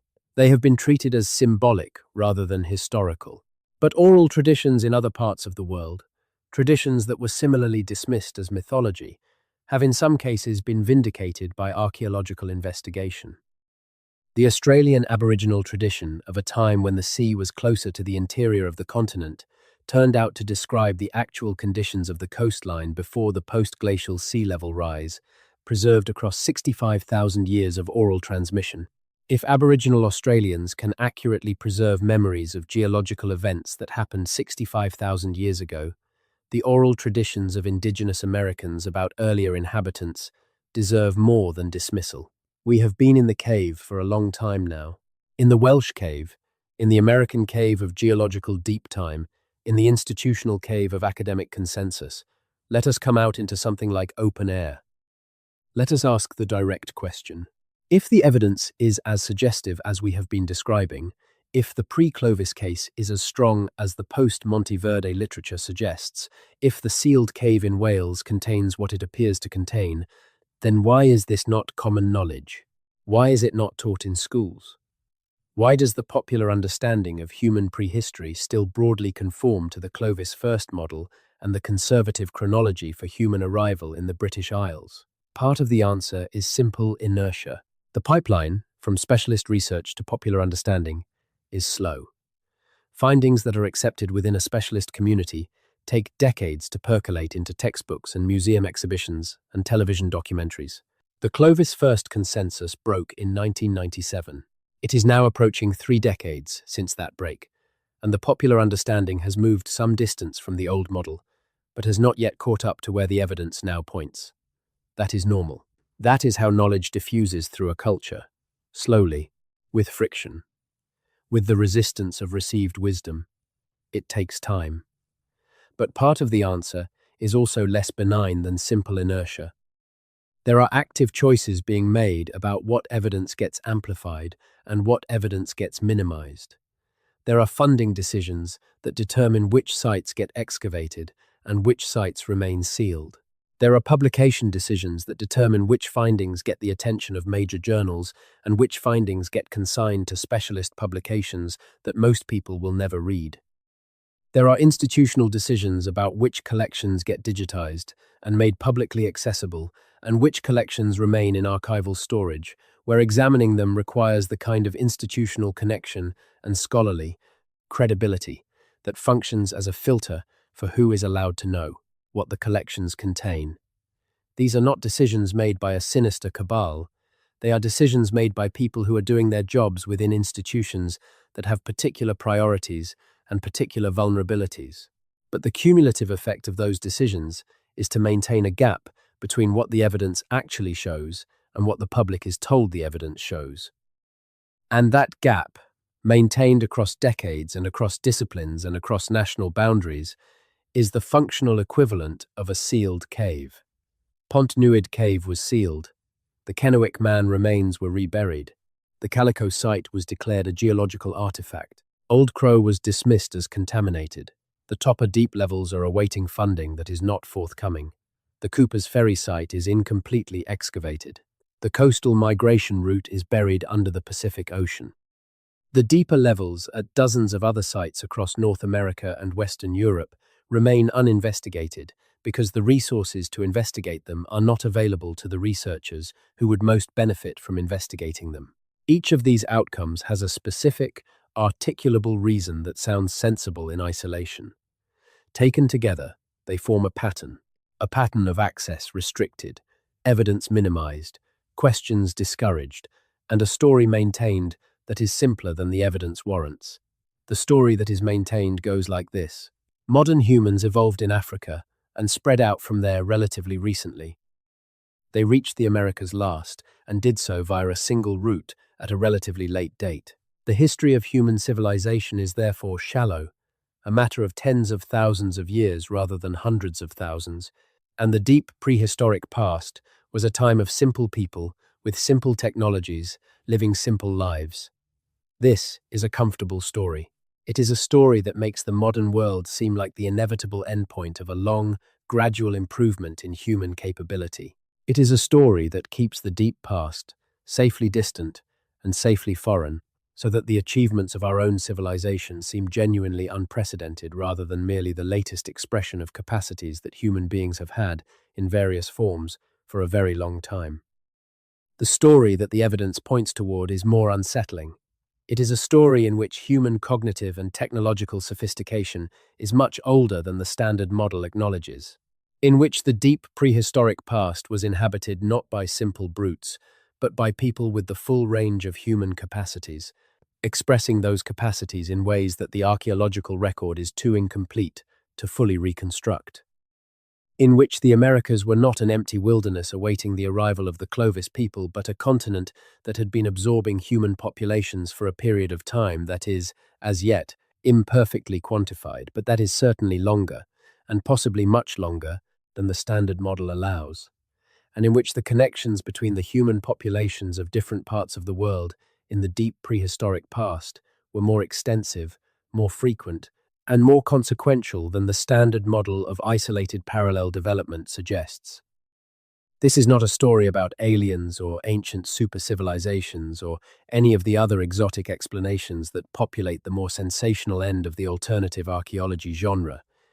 It is a story about human beings, about the extraordinary range and depth of what human beings were doing on this planet long before anyone began writing anything down, about the gaps in our knowledge and the reasons, some innocent and some less so, that those gaps have not been filled, about what it means to look at the bones in a sealed Welsh cave and ask not just what they are, but why they were sealed away and what we are supposed to learn from them. The teeth from Pontnewydd cave are in a museum collection. They have been analysed by specialists and published in specialist reports. They represent some of the oldest hominid remains found in Wales, and depending on how you classify the individuals who left them there, potentially some of the most complex evidence for hominid behaviour in northwestern Europe during the Middle Paleolithic period. The cave that contained them is sealed. The story they are part of is incomplete. The questions they raise are unanswered. And the official account of why all of this is the case, the conservation argument, the sensitivity of the site, the need to protect the remaining undisturbed deposits, is coherent enough to accept at face value if you are not already suspicious. If you are already suspicious, it sounds exactly like what you would say if you wanted to prevent further investigation. We cannot know with certainty what is in Pontnewydd cave that has not yet been excavated. We cannot know whether the deepest undisturbed layers of the cave contain what the sedimentary analysis and the preliminary finds suggest they contain. We cannot know whether independent investigation of those layers would confirm the most radical interpretations of the evidence, or whether it would reveal something more mundane. We cannot know because access has been restricted in a way that prevents independent investigation. And that, in the end, is the point. The uncertainty that makes it impossible to either confirm or refute the most challenging interpretations of the Pontnewydd evidence is not a natural uncertainty arising from insufficient evidence. It is a manufactured uncertainty arising from insufficient access. And manufactured uncertainty is the most effective tool available for preventing inconvenient questions from receiving definitive answers. There is a Welsh legend about a cave in the mountains that contains the sleeping warriors of a king who will return when Britain needs him most. This legend attaches itself to several locations, most famously to the tradition of King Arthur, who is said by some accounts to be sleeping, not dead, waiting in a cave somewhere in the hills of Wales or Somerset or Scotland to be woken when the time is right. The legend is usually read as a metaphor, a nation in need of heroes, projecting that need onto the landscape, imagining a salvation sleeping in the stone. But legends that persist for centuries have reasons for persisting. They attach themselves to landscapes that carry the memory of something real, something that happened in the place the legend points to, something that the people who lived there knew about and could not explain in any other terms but a story. The limestone hills of Wales are full of caves. They have always been full of caves. People have always known they were full of caves. And people, from the earliest farmers who settled the Elwy Valley to the medieval storytellers who attached Arthurian legends to the Welsh landscape, to the Victorian antiquarians who began the first formal investigations of the cave systems, have always known that those caves contained something old, something that preceded the current inhabitants of the landscape by a span of time that ordinary imagination has difficulty grasping, something that sleeps in the stone and waits.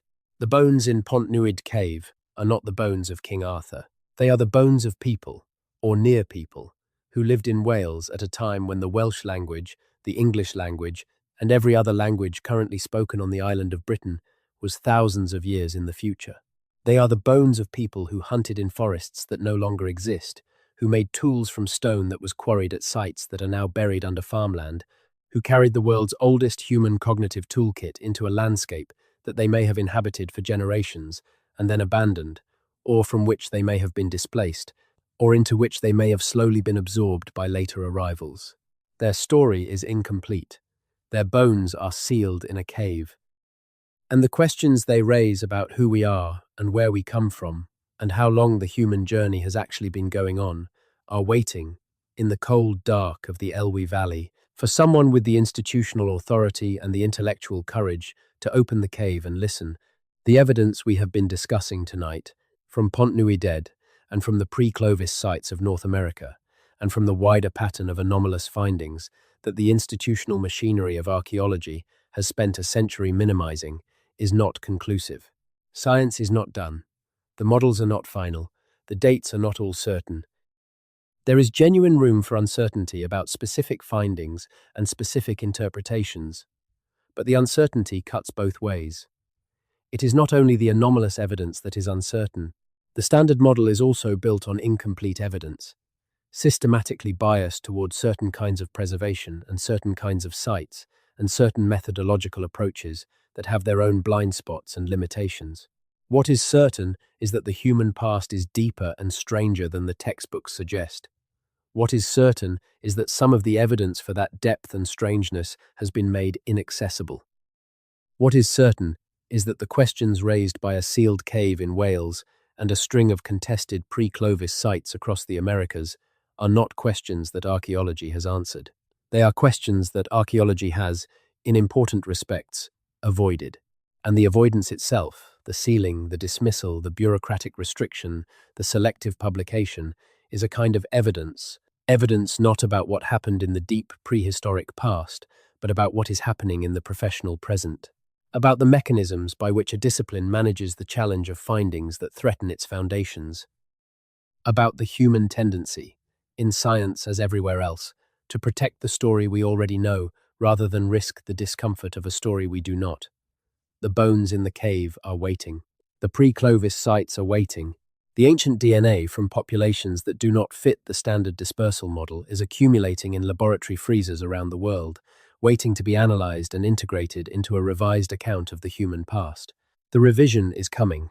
It is coming slowly, with friction, against institutional resistance, through the work of researchers who have been willing to pay the professional price of taking the anomalous evidence seriously. But it is coming. And when it arrives, when the full picture is finally assembled, and the standard model is revised in the ways the evidence demands, the sealed cave in Wales will be part of the picture. A small part, maybe. One data point among thousands. But a symbolic part, because the moment someone decided to seal that cave, to restrict access to what was inside it, to maintain official control over what questions it could be made to answer, that moment was also a symbol. A symbol of the larger project of keeping the deep human past safely managed and safely contained. A project that has been going on for a century, and that is, slowly, failing. There is something liberating about sitting with this kind of uncertainty, about acknowledging that the story of who we are and where we come from is genuinely unknown to us in its deepest chapters. Not because the evidence is not there, but because we have not yet given ourselves full permission to read it. The sealed cave is a locked door. Locked doors imply something worth locking away. And what is worth locking away, in this case, is not treasure in the material sense. It is a different kind of treasure. The possibility that the human story is richer and stranger and older and more deeply connected across geography and time than the received account allows. The possibility that the first Americans may have included people who had crossed the Atlantic, that the Neanderthals of Wales may have been closer to us, cognitively and genetically, than we have been comfortable acknowledging. That the deep prehistoric past was not a time of simple brutes, but a time of people, fully human in the ways that matter, navigating a world that was in some respects more challenging than ours and in some respects, with all the leisure and community and connection that the evidence suggests, more fully human than ours as well. The cave is sealed. But the question is not. The question is alive in the specialist literature and in the alternative archaeology community and in the growing unease within mainstream archaeology itself about the adequacy of the models it has been defending. The question will not stay sealed. Questions never do. They find their way out through the cracks, through the anomalous dates that do not fit, through the bones that should not be there, through the stone tools that predate the accepted timeline, through the oral traditions that preserve memories of things that happened before recorded history began. And on a night like this, when you are somewhere quiet and the world has settled into its nighttime rhythms, the best thing you can do is simply let the question be open. Let the uncertainty be real. Let the human past be as strange and deep and unresolved as the evidence actually suggests it is. Because that strangeness, that depth, that unresolved quality is not a problem to be solved by doubling down on inadequate models.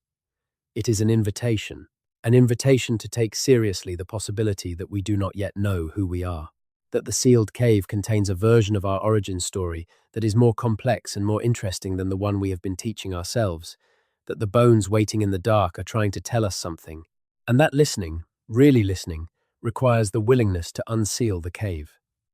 The Elwy Valley is quiet tonight. The limestone hills hold their silence as they have always held it, across the centuries, across the millennia, across the vast reaches of geological time that put those layers of sediment in place one slow season at a time. The cave entrance, sealed and unregarded by most of the world, opens into a darkness that contains things we have not yet allowed ourselves to fully know. The bones rest in the cold.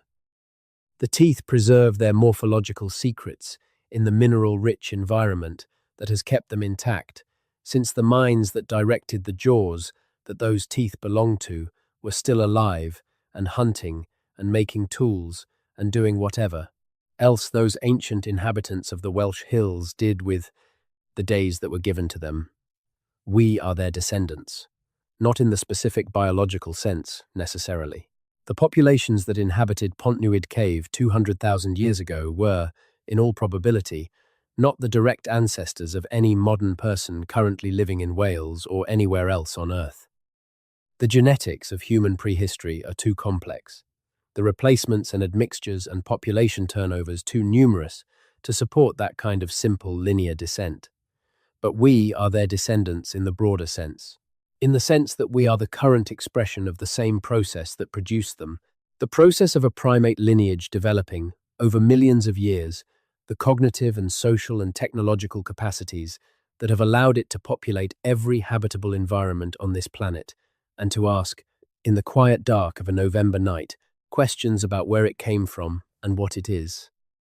The question of the sealed Welsh cave is, at bottom, a question about how honest we are willing to be with ourselves about what we know and what we do not know, about the difference between the story we have constructed and the story that the evidence tells, about what it costs to revise that story and who pays the cost, and whether the price of continued revision avoidance is, in the long run, higher than the price of revision itself.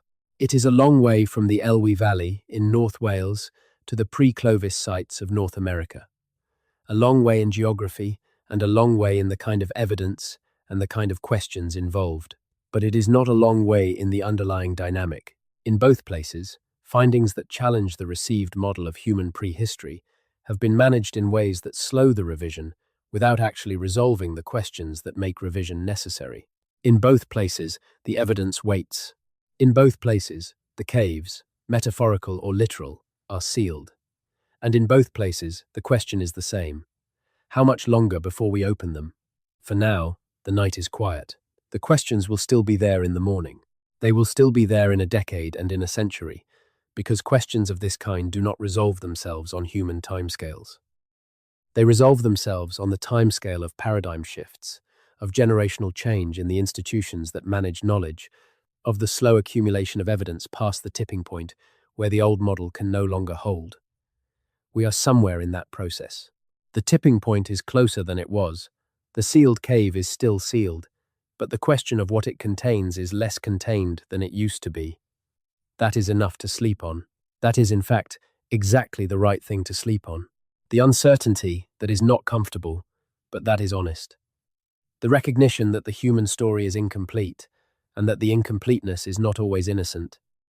The sense that somewhere in the cold dark of a limestone cave in Wales, and in the sediment layers of a South Carolina riverbank, and in the waterlogged peat of a Chilean creek bed, the evidence of a deeper and stranger human past is waiting for the moment when we are ready to hear it without fear. The bones in the cave are patient. They have been waiting for 200,000 years. They can wait a little longer, and so can we. Sleep well. Wherever you are, whatever time it is there, the same ancient sky is above you that was above the people who left their bones in Pontnewydd cave. The same species looking up at the same stars, separated by 200 millennia of human history that we are only beginning to understand. The cave is sealed. The question is open. And that, for tonight, is enough. There is a thread we have not yet pulled all the way through, a thread that connects the sealed Welsh cave to something specific about the geology and the hydrology of the Elwy Valley that the formal excavation reports mention in passing, and that deserves far more attention than it has received. The Elwy Valley is karst country, limestone karst, the kind of terrain that produces sinkholes and dry valleys and cave systems of extraordinary complexity, because the rock itself is soluble in slightly acidic groundwater, and over geological timescales, that solubility carves out networks of passages and chambers that can extend for miles beneath the surface. The cave systems of this part of Wales are connected to each other in ways that surface mapping does not reveal. Passages that are blocked by sediment at one point may open up at another. Chambers that appear to be dead ends from the accessible entrance may connect, further into the hill, to passages that have never been mapped because no one has reached them from any direction that does not require the kind of sustained underground exploration that is neither permitted nor funded. What this means, practically, is that the restriction of access to Pontnewydd Cave does not restrict access to Pontnewydd Cave in the absolute sense. It restricts access to the known entrance. The cave system that entrance opens into extends into the hill in directions that are incompletely mapped and that may connect to other entrances that are either unknown or that are technically accessible to anyone who happens to be walking the right stretch of hillside with the right kind of geological curiosity. The restriction of access is formal. It is legal. It is enforced by the fact that the site is scheduled as an ancient monument under British heritage law, which makes unauthorized excavation or disturbance of the protected area a criminal offense. But the hill does not know about heritage law. The limestone does not respect the administrative boundaries drawn on the archaeological permit. The cave system continues into the dark, regardless of whether anyone is permitted to follow it. This is not a call to trespass or to disturb a protected site. It is an observation about the nature of geological containment and its relationship to institutional containment. You can seal an entrance, you cannot seal a hill. And the hill in question, the limestone hill that contains the Pontnewydd cave system, is a hill that has been absorbing organic material and human activity for hundreds of thousands of years. The sediment layers that the formal excavation has sampled represent a fraction of what the full extent of the cave system contains. The fraction is not random. It is the fraction that was accessible from the known entrance, and that fell within the spatial and temporal constraints of a mid-20th century excavation team working with mid-20th century technology. It is a sample. It is not the population. The population, the full record of what the Pontnewydd cave system has absorbed over its geological history, is still there, in the sediment, in the passages that have not been entered, in the chambers that have not been mapped, waiting, in the precise geological sense of the word, in deposits that are stable and intact precisely because no one has been in to disturb them. The restriction of access that has frustrated researchers who want to investigate the site further is, from the site's perspective, the best possible thing that could happen to it. The sediment is accumulating its own integrity in the absence of investigators. The organic materials that the site contains, the materials whose preservation depends on the consistency of the cave's microenvironment, are better preserved because the cave is closed than they would be if it were open to regular human traffic. This creates a profound irony. The cave is sealed. The sealing protects the evidence. The protection prevents investigation of the evidence. The prevention of investigation maintains the incompleteness of the official record.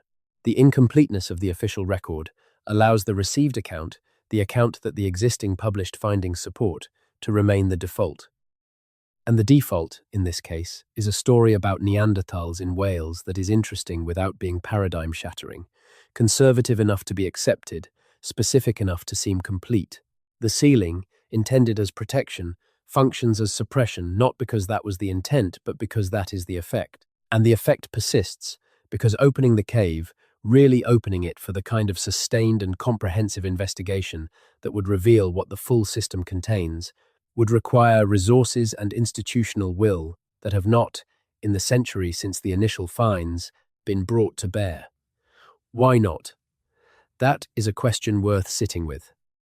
Why, in a country with a well-funded heritage sector and a well-established tradition of excavation, and with the full technological toolkit of 21st century archaeology available, has Pontnewydd Cave not been the subject of a comprehensive, properly funded, fully published investigation that exhausts the potential of the site and integrates the findings into a revised account of Welsh and British prehistoric human occupation?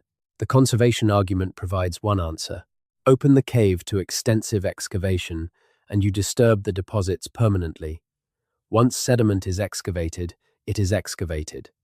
The act of investigation destroys the object of investigation. Better to preserve what is there and wait for technology to advance to the point where the deposits can be sampled and analyzed non-invasively without physical disturbance. This argument has merit. Non-invasive analysis of archaeological sites has advanced enormously in the past 3 decades. Ground-penetrating radar, electrical resistivity tomography, seismic survey, and other geophysical techniques can now map the subsurface of a site without excavation, revealing the extent and character of buried features with a resolution that would have been impossible in 1980. Muon tomography, which uses cosmic ray particles to image the interior of rock structures, has been used to investigate Egyptian pyramids and may be applicable to cave systems in similar ways. The argument that it is better to preserve the Pontnewydd deposits until technology can investigate them non-invasively is not simply conservative. It is technically reasonable. But there is a difference between preserving a site for future investigation and closing down all public discussion of what the existing evidence implies. Pontnewydd has not generated the kind of sustained, publicly engaged debate that its evidential importance warrants. The specialist publications are there, for those who know to look for them. The popular science engagement with the site is minimal.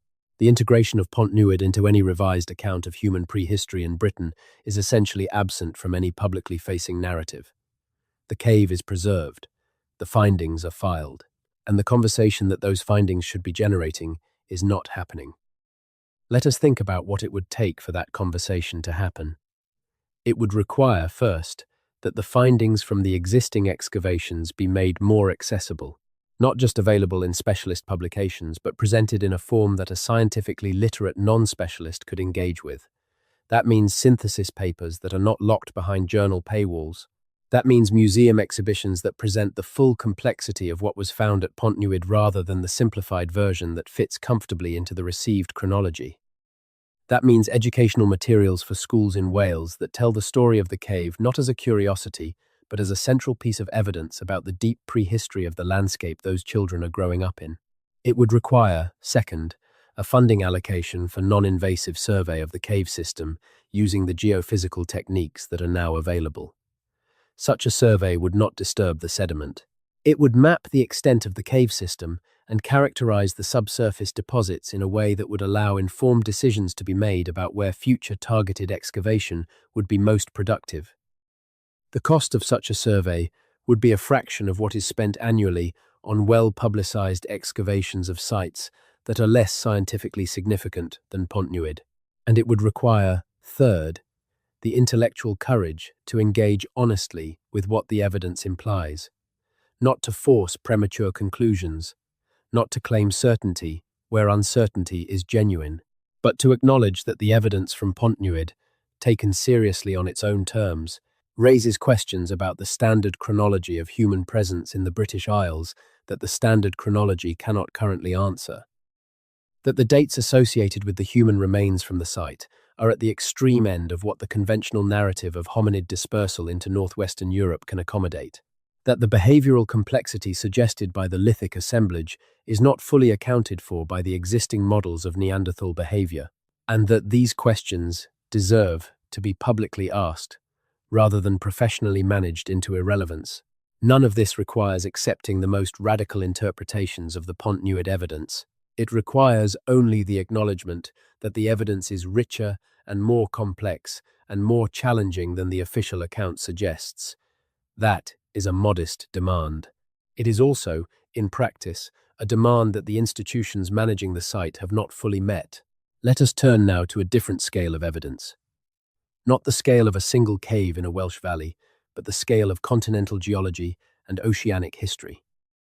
Because one of the most important questions raised by the pre-Clovis evidence, the question of how populations with no watercraft tradition were supposed to have crossed the Bering Land Bridge and then moved rapidly through North America to reach sites in Pennsylvania and South Carolina and Chile, connects to a much larger question about the availability of habitable coastline during the Pleistocene.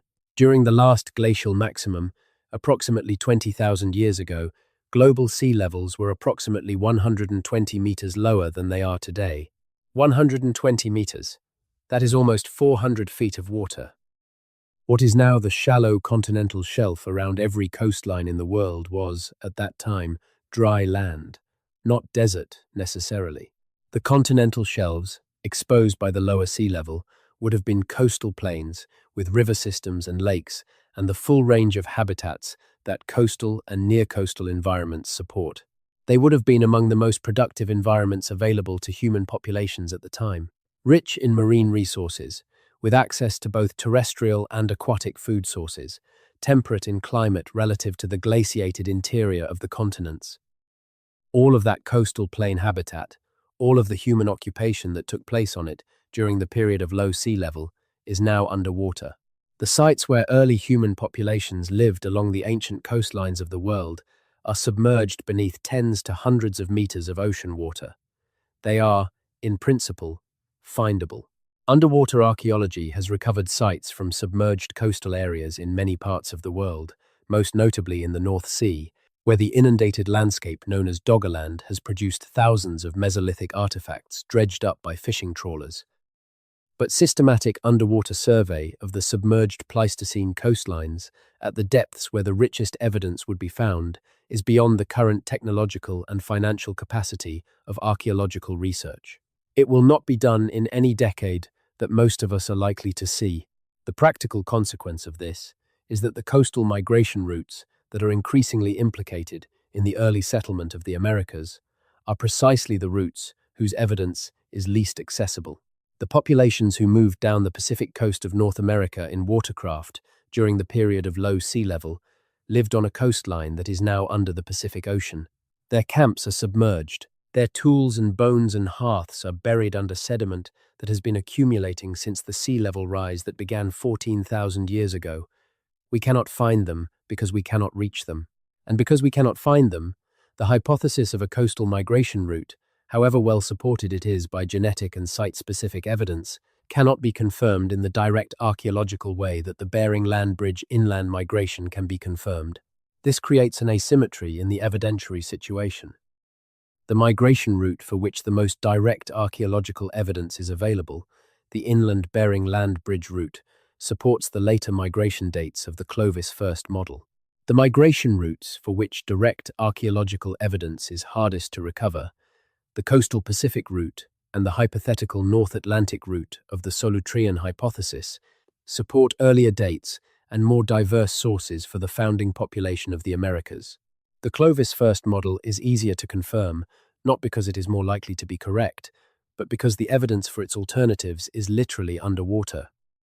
And that asymmetry in confirmability has been, consciously or not, used to maintain the Clovis first consensus, long past the point where the available evidence should have forced its revision.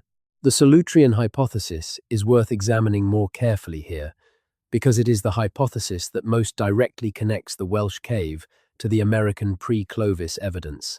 The Solutrean culture of southwestern France and the Iberian Peninsula, which flourished between about 22,000 and 17,000 years ago during the height of the last glacial maximum, is remarkable for several reasons.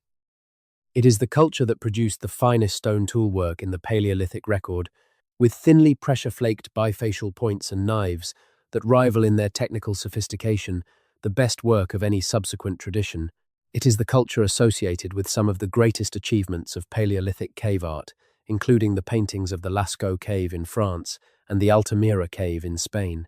And it is the culture whose stone tool technology bears the specific and unusual resemblances to Clovis technology that Stanford and Bradley identified as the basis for the hypothesis of transatlantic migration. The Solutrean people were not the ancestors of the populations that produced the Pontnewydd remains. The Solutrean culture post-dates the Pontnewydd occupation by roughly 200,000 years.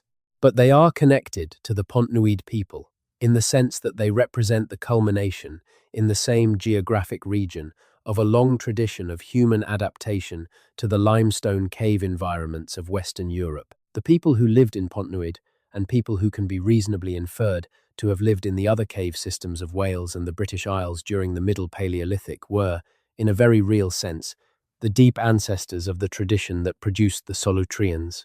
Not in a simple, direct line of descent, because the population history of this part of Europe during the Paleolithic is extremely complex, with multiple replacement events and admixture events and population contractions and expansions that make linear genealogy impossible to trace.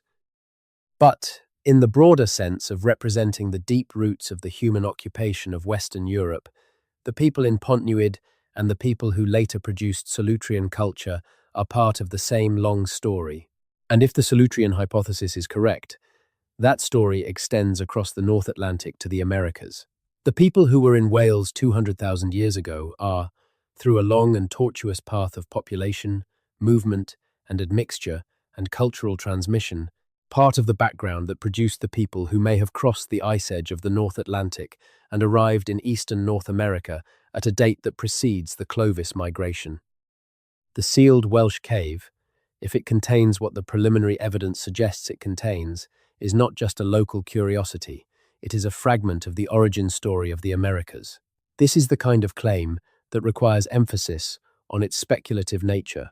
The chain of inference is long, each link is contested. The Solutrean hypothesis is not accepted by the mainstream of American archaeology, though it has more adherents now than it did a decade ago. The connection between the Solutrean population and the populations that earlier occupied the British limestone caves is real in a broad geographic and cultural sense, but is not demonstrable in the specific genetic terms that would make it scientifically rigorous. And the idea that the Pontnewydd remains are part of this larger story is even more speculative than the Solutrean hypothesis itself. But here is the thing about rigorous, speculative frameworks. They are scientifically valuable not because they are certain, but because they generate hypotheses that are testable. If the Solutrean hypothesis is correct, then specific predictions follow. Genetic analysis of ancient remains from the Solutrean period should show signatures that are present in some early American remains. Stone tools from pre-Clovis sites in eastern North America should show specific technical features that match Solutrean tools in ways that are too detailed to be the result of independent invention. Sediment cores from the North Atlantic should show evidence of the sea ice conditions that would have made coastal travel along the ice edge possible at the relevant time periods. These predictions are being tested. The results are mixed but not discouraging for the hypothesis. The genetic evidence is suggestive. The tool parallels are specific enough to maintain interest. The oceanographic evidence for ice edge conditions is consistent with the hypothesis, even if it cannot confirm it. A rigorous speculative framework applied to the Pontnewydd evidence would generate similarly testable predictions. If the remains represent a population that was cognitively more sophisticated than the simple Neanderthal model suggests, specific behavioral signatures should be present in the lithic assemblage. If the dates from the site represent genuine occupation of the cave by hominids at the most extreme end of the date range suggested by the sediment analysis, the character of those sediment layers should be consistent with human activity rather than natural deposition. If there are further undisturbed deposits in the unexplored portions of the cave system, non-invasive geophysical survey should be able to characterize them and assess their archaeological potential without disturbing them. None of these predictions require accepting the most radical interpretation of the evidence. They require only that the evidence be taken seriously enough to generate testable hypotheses and to allocate the resources necessary to test them. That is what science is supposed to do. It is not, in the case of Pontnewydd, what is happening. We have now established, in broad terms, the nature of the evidence and the nature of the institutional response to that evidence. Let us spend some time thinking about the people, not the ancient people whose bones and tools are the subject of this investigation, though we will return to them, the more recent people. The researchers who found the evidence, who published it, who tried to make sense of it, who faced the professional consequences of taking it seriously, because the human story of archaeological discovery and its management is as interesting as the prehistoric story it is supposed to illuminate. The initial 1912 investigation of Pontnewydd Cave was carried out in the context of a British archaeology that was simultaneously productive and deeply conservative. Productive because the late 19th and early 20th centuries saw an enormous amount of archaeological fieldwork across the British Isles, driven by the same combination of antiquarian enthusiasm and scientific systematization that characterized the discipline throughout the Western world in that period. Conservative because the frameworks within which that fieldwork was interpreted were built around assumptions about human prehistory that were already beginning to be challenged by the evidence, but that had not yet been formally revised. The researchers who conducted that initial investigation were, by the standards of their time, careful and methodical. They kept field notes.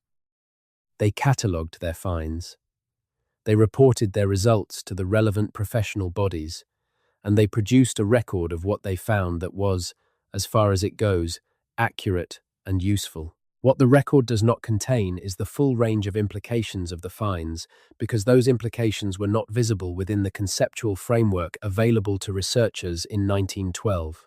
The dates that would eventually be obtained from the cave deposits using radiometric methods were not obtainable in 1912. The understanding of hominid evolution and diversity that would make the morphology of the Pontnewydd teeth significant in particular ways was not available in 1912. The researchers who conducted the initial investigation were not suppressing anything. They were reporting what they found in the terms available to them. The suppression, if that is the right word, came later. Came from the decision to seal the site and to limit subsequent investigation rather than to pursue the full implications of the evidence as analytical technology improved. The researchers who conducted the major excavations of the 1970s and 1980s were working in a very different context. Radiocarbon dating, which had been developed in the late 1940s, was available and widely used. Thermoluminescence dating, which can date the last time a mineral was exposed to heat or sunlight, was being developed and refined. The understanding of Neanderthal biology and behavior had advanced enormously since 1912. The discovery of Neanderthal DNA, which would eventually reveal the interbreeding with modern humans, was still decades away, but the morphological and archaeological evidence for Neanderthal cognitive complexity was accumulating. These researchers knew, in ways that their 1,912 predecessors could not, what the Pontnewydd finds might mean, and they published findings that were careful and rigorous, and that presented the evidence in its full complexity, including the aspects that were most challenging to the received narrative. What they could not control was what happened to those findings after publication. They could not control whether the findings would be integrated into the popular account of British prehistory or would remain in the specialist literature where only other specialists would encounter them. They could not control whether the institutional decision to restrict access to the cave would be reversed as their findings made clear how significant the site was. And they could not, ultimately, control the inertia of a discipline that had built its account of the British prehistoric past on assumptions that the Pontnewydd evidence complicated without definitively overturning. The people who have tried, in the decades since the major excavations, to maintain public awareness of the Pontnewydd evidence and to push for further investigation have not had an easy time of it. The specialist literature is not read by the general public. The popular science press, when it covers prehistoric Britain at all, tends to focus on the most recent discoveries rather than on the unresolved implications of older ones. The institutional mechanisms for translating specialist findings into public education and policy are slow and imperfect. And the specific mechanisms that could advance the Pontnewydd story, a comprehensive non-invasive survey, a synthesis publication aimed at non-specialists, a revised museum exhibition, sustained public engagement, require resources that have not been allocated. This is not because the people running the relevant institutions are malicious. It is because they are busy and underfunded and working within priority structures that have been shaped by historical patterns of what kinds of research receive support. Pontnewydd is not the only significant prehistoric site in Wales. It is not the only site in Britain that is awaiting further investigation. In a discipline operating under constant funding pressure, the decision about what to investigate and what to leave sealed is not made on the basis of evidential importance alone. It is made on the basis of political salience, public interest, donor enthusiasm, and the inclinations of the senior researchers whose grant applications drive the research agenda. Pontnewydd has not, for most of the past century, been at the top of any of those lists, and the evidence has waited. The patience of evidence is the aspect of this story that I find most profound, if that is not too strong a word for a consideration that is fundamentally geological. The sediment in Pontnewydd Cave does not care whether it is studied or not. The bones and tools and other materials embedded in that sediment do not become more or less informative depending on whether anyone is looking at them. They simply persist in the environment that has preserved them for hundreds of thousands of years, maintaining their integrity in the consistent temperature and humidity of the cave's interior, waiting for the moment when the conditions external to the cave, the institutional conditions, the political conditions, the conditions of intellectual openness and methodological capacity align in a way that allows them to be heard. Geological patience is not a metaphor, it is a physical reality. The cave system exists on a timescale that makes human institutional cycles, the rise and fall of academic consensus, the generational turnover of researchers, the shifting priorities of funding bodies, look like noise. On the geological timescale, the century since the initial investigation of Pontnewydd is less than the blink of an eye. The materials in the cave will still be there when the current institutional constraints on their investigation have been replaced by whatever comes next. The question is only when next will be, and what it will cost in terms of missed opportunity and continued incompleteness of our account of the human past. The cost of incompleteness is harder to quantify than the cost of investigation, but it is real. It is felt every time a student learns the standard account of British prehistoric human occupation without encountering the complexity that Pontnewydd represents. It is felt every time a researcher in a related field makes an assumption about the timing of hominid presence in northwestern Europe that the Pontnewydd evidence should complicate, but does not, because the evidence has not been integrated into the working assumptions of adjacent disciplines. It is felt every time a policymaker or a heritage manager makes a decision about what sites to fund and what sites to leave sealed based on a picture of the prehistoric past that is less complete than the existing evidence could make it. These are diffuse costs. They do not show up in any accounting, but they are accumulating as the evidence accumulates, as the questions remain open, as the sealed cave sits sealed, and the world's understanding of the human past remains impoverished by the absence of what the cave contains. Let us move to something that brings this closer to the lived experience of the present. Let us think about what it means, practically and philosophically, to live in a landscape that contains sealed evidence of a deep human past that official accounts are not fully engaging with. In Wales, as in many parts of the world with long histories of human occupation, this is not an abstract question.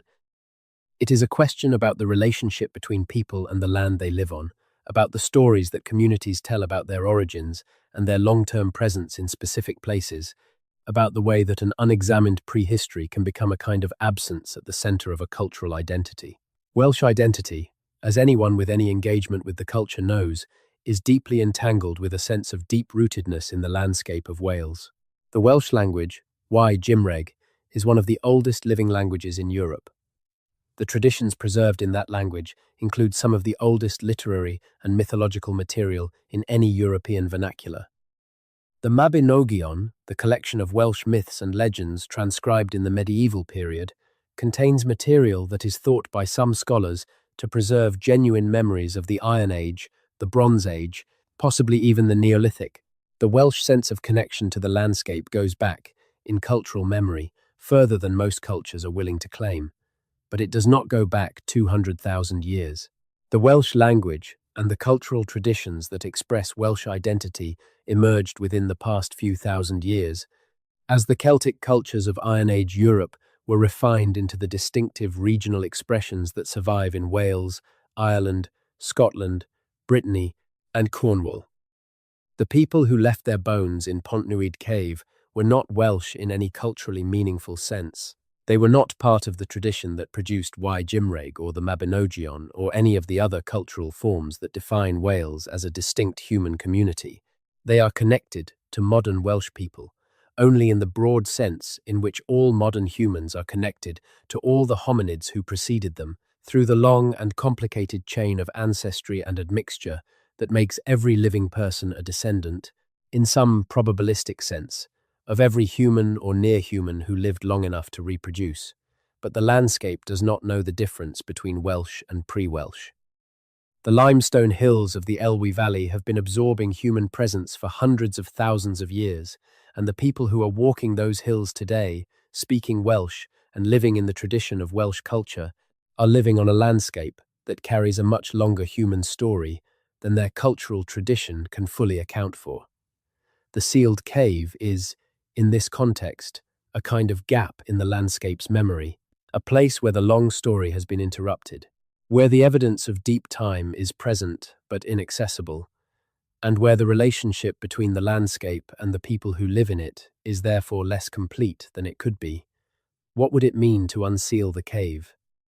Not just in the physical and institutional sense, but in the cultural and philosophical sense. What would it mean for Welsh culture, for British culture, for the global human community's sense of its own prehistory, to engage fully and honestly with what the Pontnewydd evidence represents? It would mean acknowledging that the human story on this island is older and stranger than the conventional account suggests. It would mean integrating that older, stranger story into the way people relate to the landscape they live in.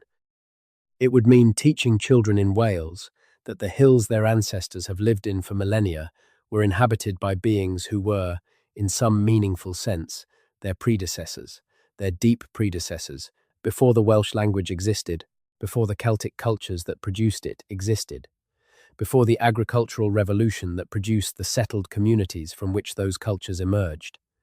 This is not a story that diminishes Welsh cultural identity. It is a story that deepens it. That grounds it not in the few thousand years that cultural memory can reach, but in the hundreds of thousands of years of hominid presence that the landscape itself preserves.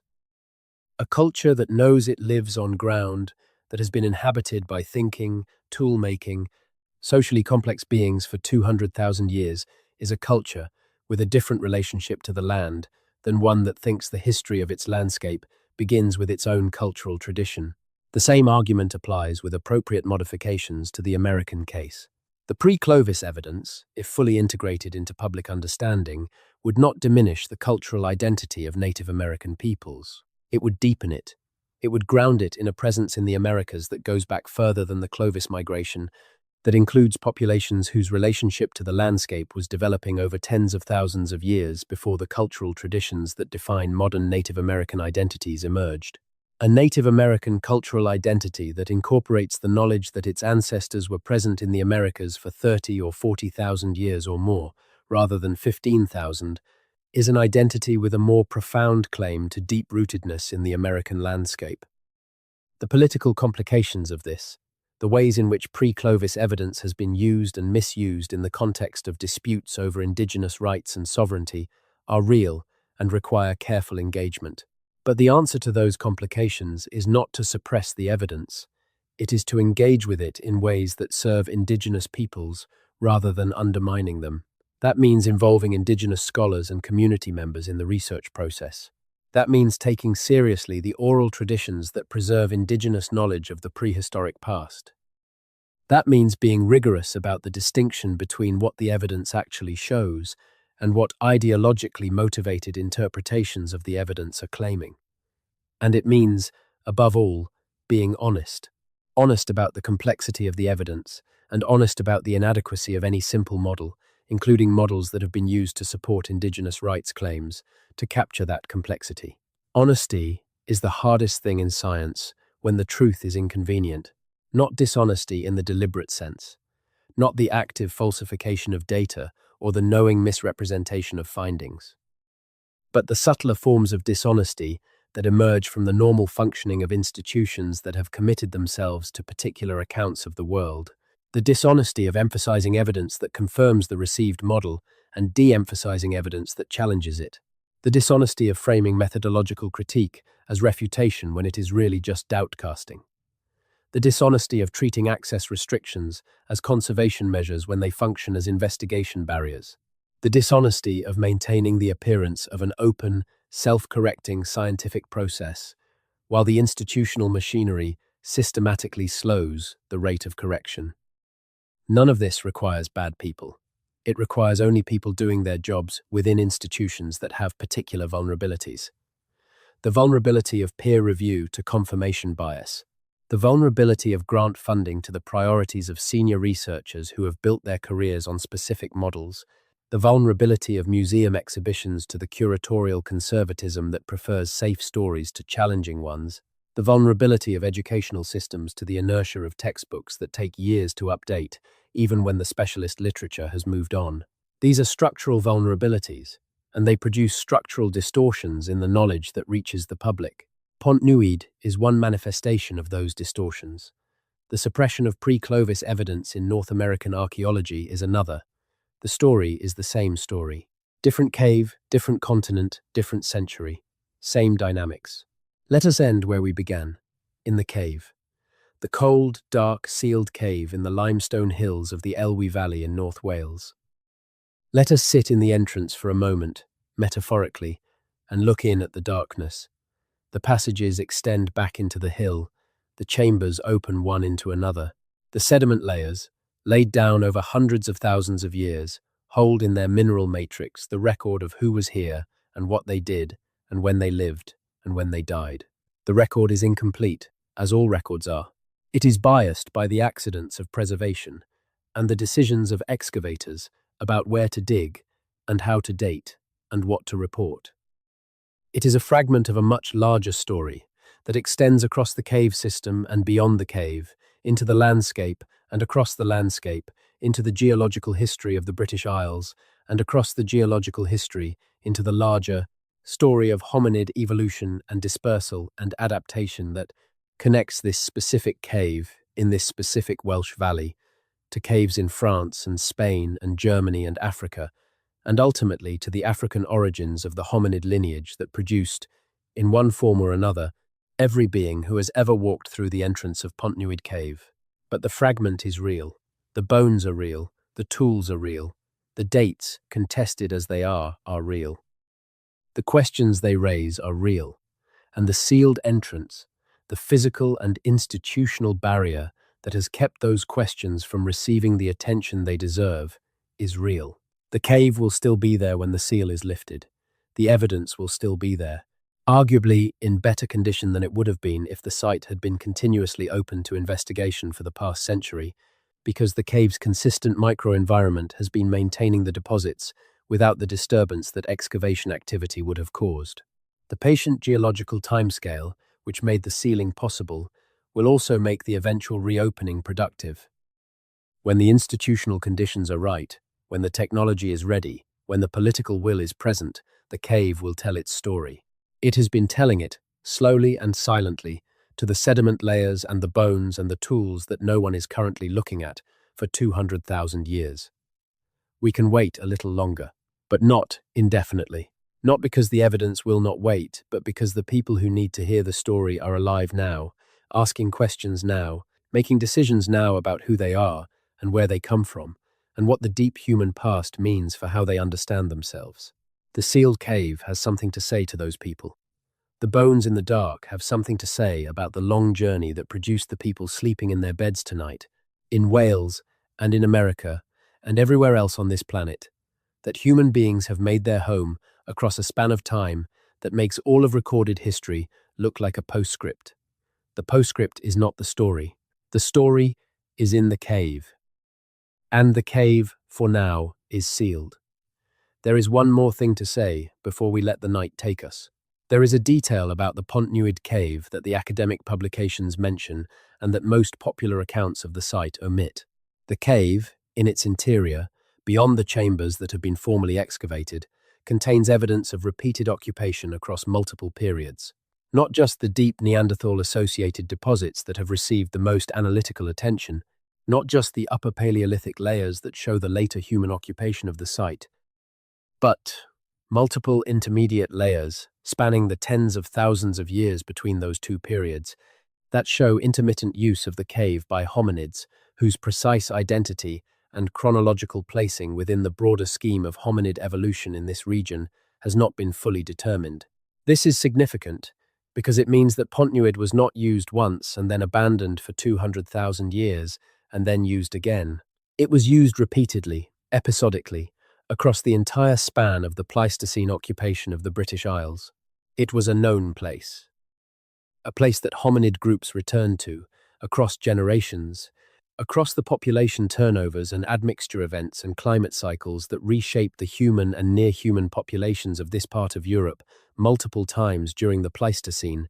The cave was a landmark, a resource, a refuge, a place that carried, through the continuity of its geography and its usefulness, something like memory across time periods that no individual or population could span. This is what archaeology can tell us about the human relationship to specific places in the deep past. Not just that people were there at a particular date, but that places were known and returned to and inhabited again and again by populations that may not have understood themselves as part of a continuous tradition, but that were, in the long view, participants in a recurring human engagement with a specific piece of landscape. The Elwy Valley, the limestone hills, the cave system that opens into those hills, were a consistent presence in the world of whatever hominid groups were moving through this part of Wales, across the long Pleistocene. The cave remembers them even when they cannot remember themselves. Modern humans have a deep attachment to specific places. The attachment runs across cultures and across historical periods, and seems to be at some level a fundamental feature of human psychology. People identify with landscapes. They feel connected to places where their ancestors lived. They construct meaning from the specific geography of the places they inhabit. This is not a modern development. It is not a cultural construction of the past few thousand years. The evidence from sites like Pontnewydd, with their evidence of repeated return and reoccupation across immense stretches of time, suggests that the hominid relationship to specific known places goes back to the very beginning of what we recognize as human behavior. The cave was known, it was returned to, it held significance across generations that it cannot speak, and it holds significance now, across a span of time that makes those generations look brief in the limestone hills of the Elwy Valley, waiting for the seal to be lifted and the long story to resume.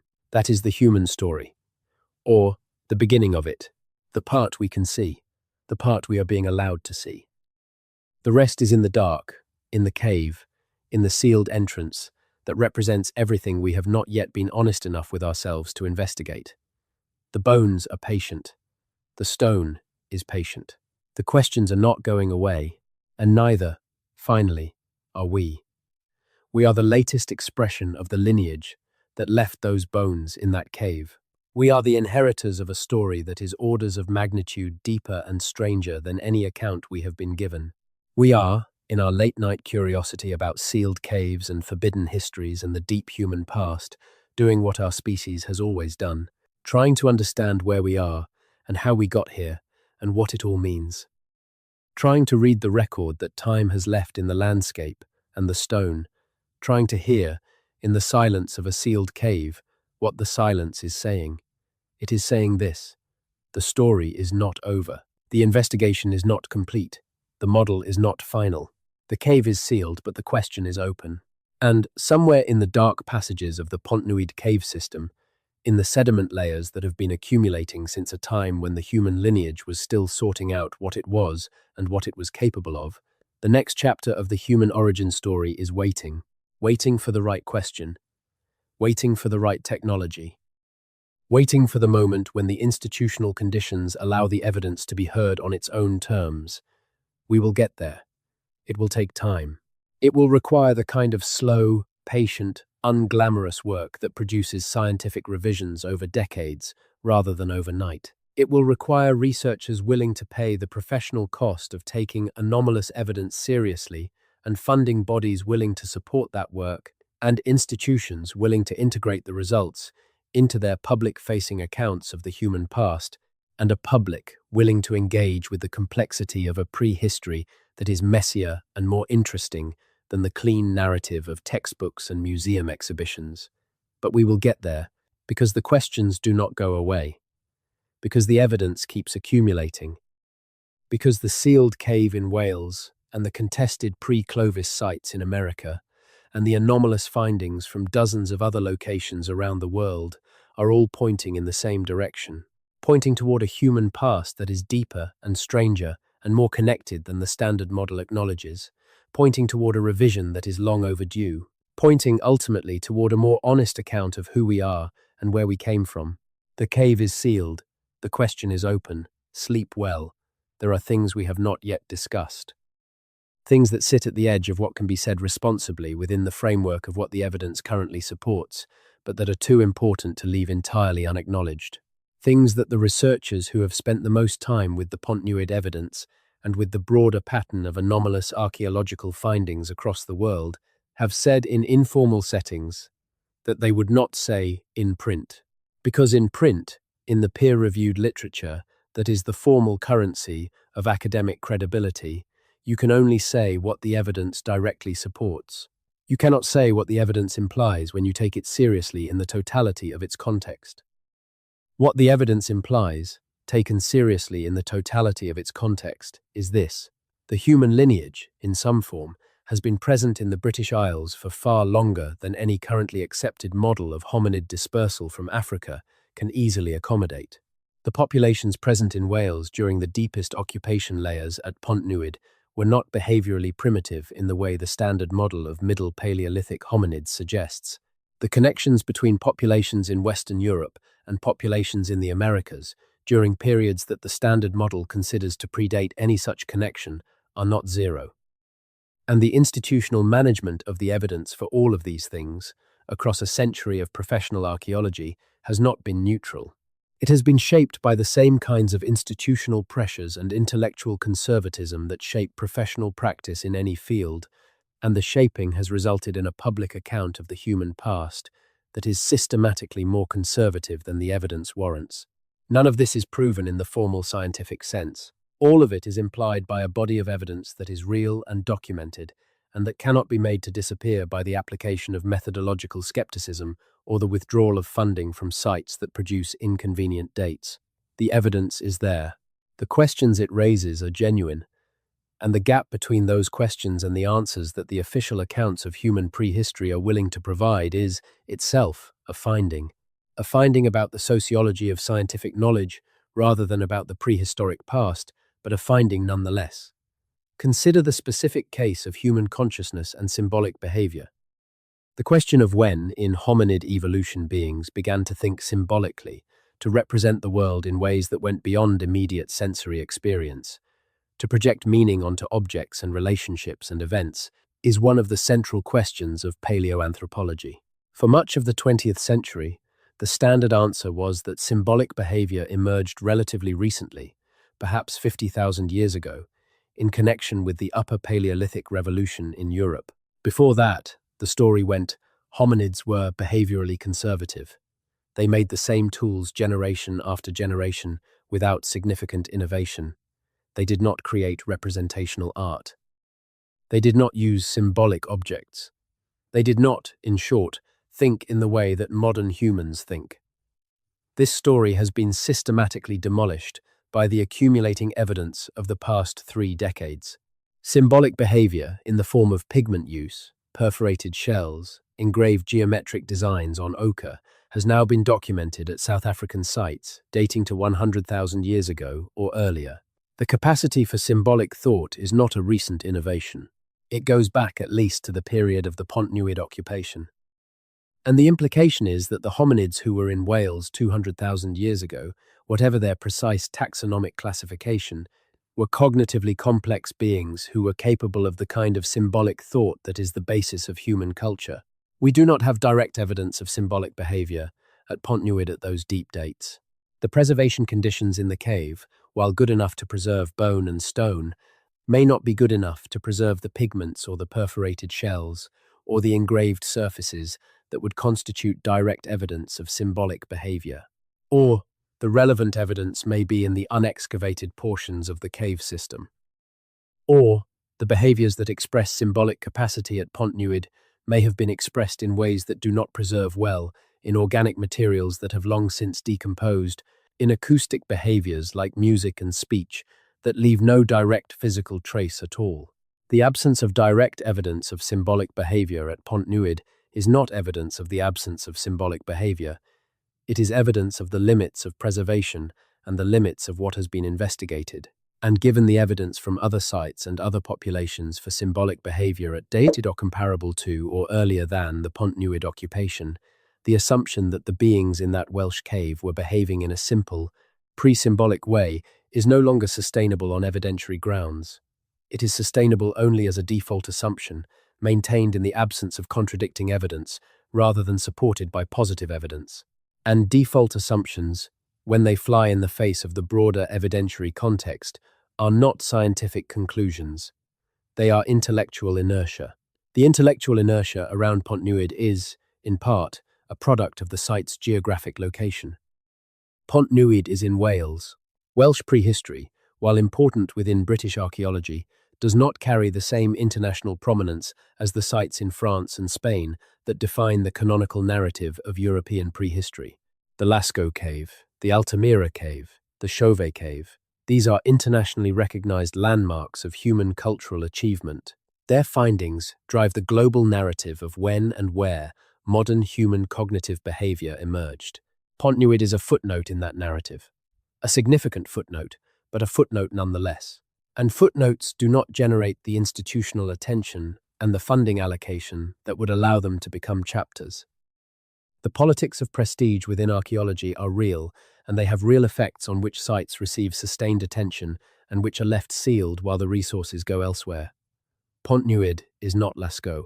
It is not going to attract the same level of international scholarly attention or public interest or donor enthusiasm, and that means it is not going to receive the sustained, comprehensive investigation that its evidential importance would justify if importance alone determined research priorities.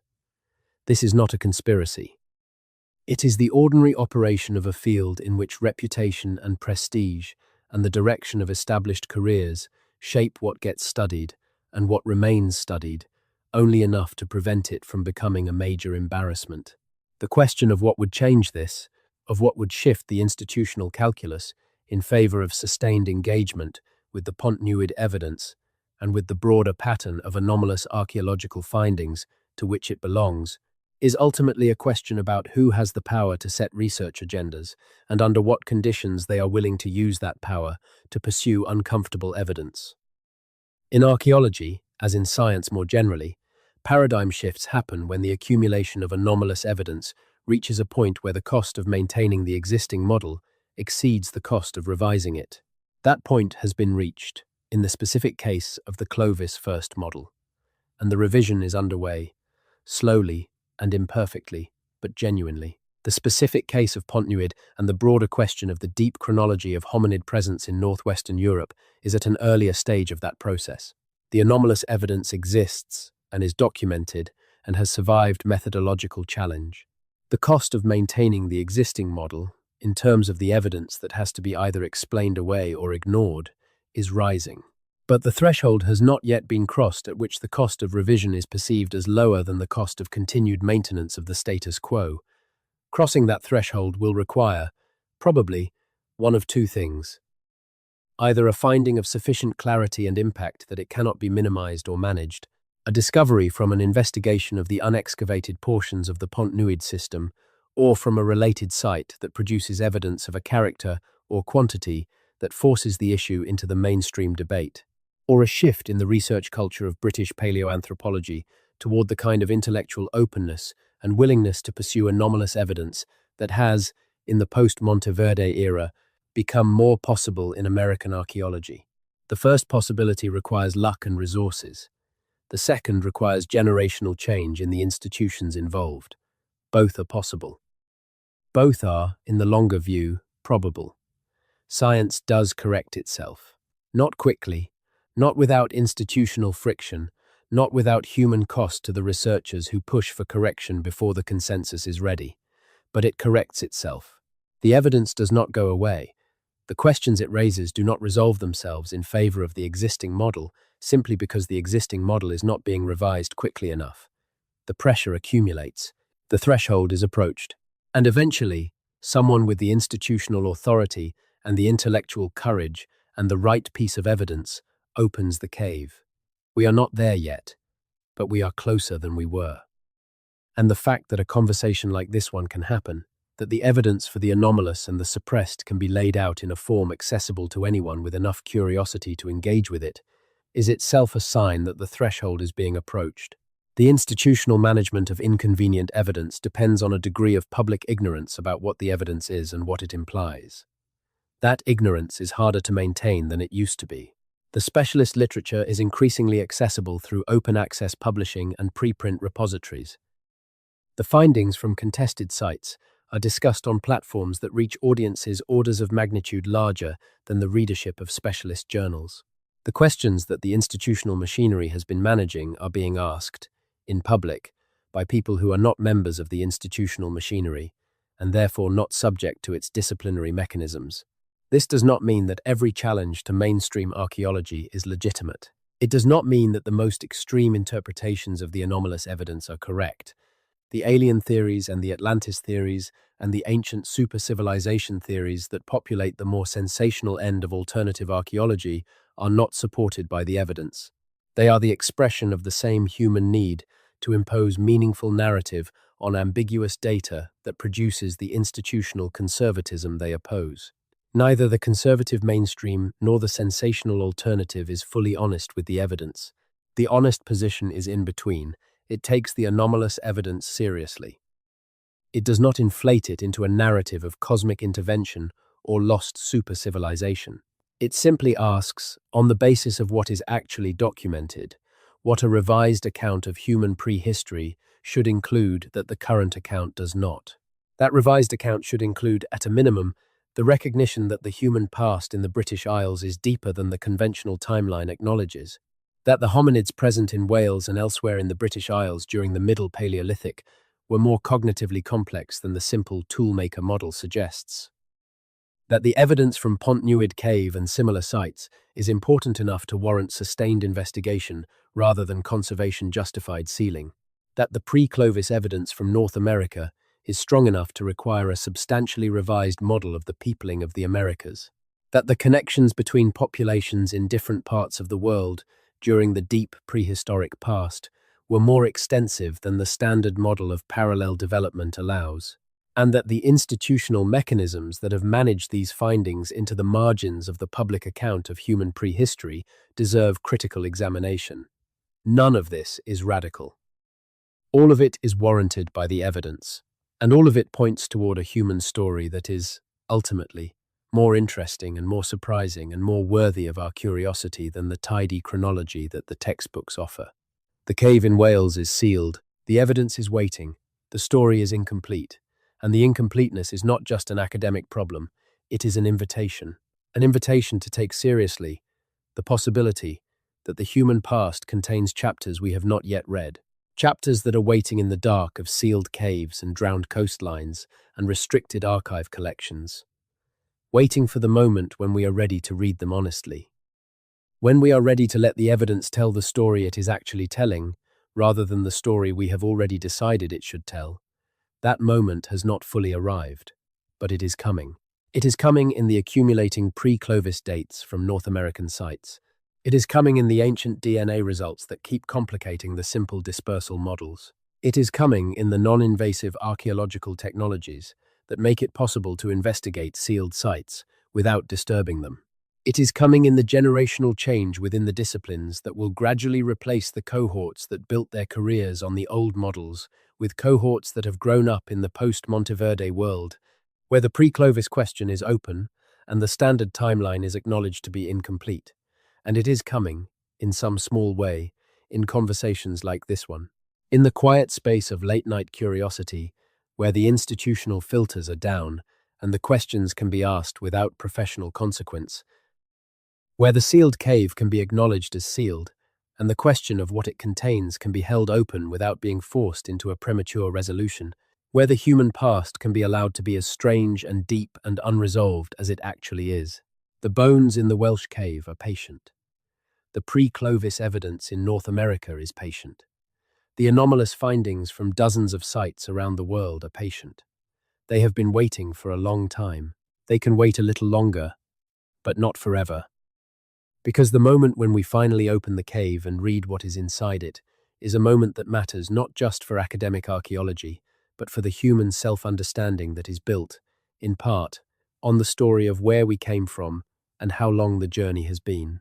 The journey has been long, much longer than the standard account acknowledges, and somewhere, in the sealed dark of the Elwy Valley in North Wales, in the limestone cast of a landscape that has held the record of that long journey in its mineral patience for 200,000 years, the next chapter is waiting to be read. Open the cave. Read the story. The bones are patient, but the question is urgent. It is always urgent. It is the most urgent question there is. Who are we, and where did we come from, and how long have we been here? The answer is in the cave. The cave is sealed, and that, in the end, is the story we are living with. Until the seal is lifted, we sleep. We sleep under the same ancient sky. We dream whatever dreams the long inheritance of the human lineage has seeded in us. We wake, and the questions are still there. The cave is still sealed, the bones are still patient. The story is still incomplete, and we are still here, asking, waiting, wondering, as our species always has, across every cave and every cold night, and every sealed entrance to the next thing we do not yet know. We are still here, and that, for now, is enough. Good night. Before we truly let the night close in, there is a thread in this story we have been following at a distance that deserves a closer look. The thread of what ancient oral traditions say about the deep past, about the people who came before. about the old ones who lived in the hills and the caves and the hidden places of the landscape before the current inhabitants arrived and built their fires and told their children the stories that defined who they were. Every culture on this planet, without exception, has some version of this story. The people who were here before us, the ones who made the old marks on the stone, the ones who built the structures that no one can explain, the ones who knew things that have since been lost. These stories are almost universally dismissed by academic archaeology as mythology, as the human tendency to project meaning onto the landscape. As the pattern-seeking brain finding ancestors in the ancient marks left by erosion or by geological process, as, in short, the invention of an earlier humanity by a later humanity that needs to feel that the deep past was inhabited by beings recognizable enough to be called human. But there is a problem with this dismissal. The dismissal assumes that oral traditions about earlier peoples are purely imaginative, that they have no referential connection to actual historical realities, and the evidence from specific cases where oral traditions have been tested against archaeological or geological findings does not support this assumption. The Australian Aboriginal traditions about the flooding of the coastal plain, preserved across 65,000 years of oral transmission with sufficient accuracy to correctly describe the geography of a landscape that has been underwater since the end of the last ice age, are the most dramatic example. But they are not the only one. Indigenous traditions in the Pacific Northwest of North America describe encounters with a very different kind of people who lived in the forests, people who were large, who communicated differently, who had different relationships to the landscape and its resources. These traditions have been dismissed as folklore. But the archaeological evidence for the co-presence of anatomically modern humans and other hominid populations in Eastern Asia, at dates that overlap with the period when the ancestors of Pacific Northwest indigenous people were making their way down the Pacific coast, raises the question of whether those traditions preserve a genuine memory of encounters with populations that were not quite like us. With Denisovans, perhaps, or with other late-surviving archaic hominid populations whose remains have not yet been found, but whose presence in the region is not excluded by the genetic evidence.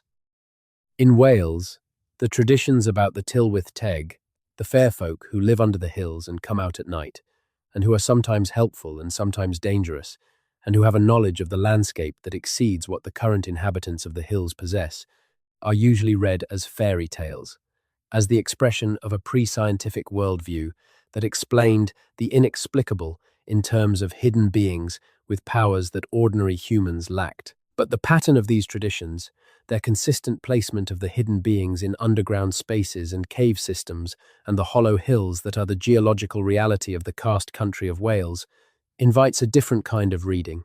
What if the traditions preserve, in distorted and mythologized form, a genuine memory of encounters with beings who actually lived in those underground spaces? With the populations, whatever their precise taxonomic identity, who left their bones in Pontnewydd cave and in the other cave systems of the Welsh hills? 200,000 years is too long for oral tradition to bridge. The specific memory of specific encounters with specific populations cannot have survived in recognizable form across that span of time, but the general pattern, the knowledge that the hills contain something, that the underground spaces have been used, that there were others here before the current inhabitants, can be maintained across much shorter periods of time. If populations in Wales in the historical period, the period from which the Tylwyth Teg traditions are preserved in written form, retained memories of encounters with Neanderthal or archaic human populations from the Pleistocene, that would require a span of oral tradition measured in tens of thousands of years rather than hundreds of thousands. Still, an extraordinarily long transmission, but not outside the range of what the Australian Aboriginal example demonstrates is possible. This is not a claim that the Tylwyth Teg are real in the literal sense. It is a claim that oral traditions about earlier peoples are not necessarily purely invented, that they may preserve, in mythologized form, a genuine historical memory of the complexity of hominid coexistence in the British Isles during the long Pleistocene period, and that taking those traditions seriously, not as literal truth but as potential evidence, is consistent with a rigorous approach to the full range of data that the human past has generated. The connections between mythological traditions and archaeological evidence are a field of inquiry that sits between the humanities and the sciences, between literary analysis and empirical archaeology, and that therefore falls between the institutional stools of academic departments organized around disciplinary boundaries. It is a field that has produced serious work, most notably the research of scholars who have examined how geological events, floods, volcanic eruptions, earthquakes, are preserved in the traditions of populations that experience them. It is also a field that has attracted less serious work that reads mythology too literally and produces interpretations that are more creative than rigorous. The challenge is to distinguish between the two, to use mythological traditions as evidence, in the way that any indirect evidence is used, with appropriate critical apparatus, without either dismissing them as pure invention or accepting them as literal description. The Welsh traditions about the cave people, the fair folk, the hidden ones, are worth examining with that kind of critical care. Not as proof of anything, as a data source that, when set alongside the archaeological evidence from sites like Pontnewydd, produces a picture of the British prehistoric past that is more complex and more interesting than either the archaeological evidence alone or the mythological traditions alone would generate. A picture of a landscape that was inhabited, for a very long time, by beings whose relationship to the hills and the caves and the rivers was more intimate and more various than any simple linear narrative of human settlement can capture. The chalk figure cut into the hillside at Cerne Bus in Dorset, the giant with his club, the long man of Wilmington in East Sussex, the white horse of Uffington in Oxfordshire, these are among the most famous prehistoric landscape markings in Britain. Their precise dates are contested, their original meanings are obscure, their relationship to the populations that created them is a matter of ongoing debate, but they are markers. Marks left by beings who wanted to leave a trace on the landscape that would outlast them, that would say, "We were here, we made this. This is how we thought about the world and our place in it." The impulse to leave such marks is not uniquely modern. It goes back, in the archaeological record, much further than the Cerne Bas giant or the Uffington horse. The ochre markings in African caves, the geometric engravings at Blombos Cave in South Africa, the Neanderthal cave markings in Spain, all represent the same impulse. We were here. We saw this. We made this mark. The people in Pontnewydd Cave left marks too. Not necessarily on the cave walls, in the way that the later populations of France and Spain left theirs on the walls of Lascaux and Altamira, but in the stone they worked, in the tools they made and the cores they prepared and the flakes they struck, they left marks. Marks that say we were here, we did this is how we thought about the world. The marks are in the collection of the National Museum of Wales. They are the most ancient marks left by any being we can identify as a hominid in the landscape of Wales. They are not nothing. They are the deepest human trace in the Welsh landscape, the oldest signature on the oldest document in the archive of Welsh history. And the cave that contains the context in which those marks were made is sealed. That is the irony at the heart of this story. The oldest, deepest, most significant marks in the Welsh prehistoric archive are the least accessible, the newest and shallowest marks. The round barrows of the Bronze Age, the hill forts of the Iron Age, the Roman roads, the Norman castles, are integrated into a public account of Welsh history that teaches children to feel connected to their landscape's past. The oldest marks, the ones that go back further than farming, further than metalwork, further than organized religion, further than the Welsh language itself, are in a collection and a sealed cave, and a specialist literature that most people will never encounter. This is not a uniquely Welsh problem. It is the general condition of the human relationship to the deep past. We are much better at telling stories about the recent past than about the deep past. The recent past has dates and names and structures that are visible in the landscape and that can be connected, with some plausibility, to the cultural traditions of current populations. The deep past has only traces, anonymous traces, of anonymous beings, in contexts that require specialist knowledge to interpret and institutional resources to investigate. The connection between those anonymous traces and the cultural identity of any current population is indirect and uncertain and contested, and so the deep past remains deep, accessible only to specialists. Present in the landscape but absent from the stories that communities tell about themselves. Changing that, building a genuine public engagement with the deep past that goes beyond the recent past's comfortable familiarity, requires not just the investigation of sealed sites, but the translation of specialist findings into forms that reach people where they are. In the schools their children attend, in the museums they visit, in the stories they tell their children at night, in the late-night curiosity that keeps them listening to an account of a sealed cave in Wales long after they should have gone to sleep. That is where this conversation has been happening. In the late-night space between the day's business and the night's sleep, in the space where the usual filters are down and the usual constraints on what questions are allowed are relaxed, in the space where the sealed cave can be acknowledged as sealed and the question of what it contains can be taken seriously without anyone's professional career being at risk. This space is important. It is not a substitute for the formal investigation that the evidence warrants. It is not a replacement for the peer-reviewed literature and the funded excavations and the institutional changes that would be required to fully address the anomalies in the archaeological record. But it is a place where the conversation can begin, where the questions can be asked, where the incompleteness of the official account can be acknowledged without the acknowledgement being treated as a threat to institutional authority. The conversation that begins here, in this late-night space, has a way of continuing, of finding its way into the formal institutions through the people who have it. The student who hears about Pontnewydd in this way and goes on to study archaeology may carry the question into the field. The curious non-specialist who encounters the pre-Clovis evidence through channels like this one and finds it compelling may ask questions of their local museum, may write to their elected representative about heritage funding, may support the organizations working to make the case for comprehensive investigation of anomalous sites. The conversation, begun here, does not have to stay here. The sealed cave in Wales is a symbol, but it is also a real cave with real bones and real tools and real sediment layers that contain real evidence of real events that happened in real time and that have real implications for our real understanding of who we are.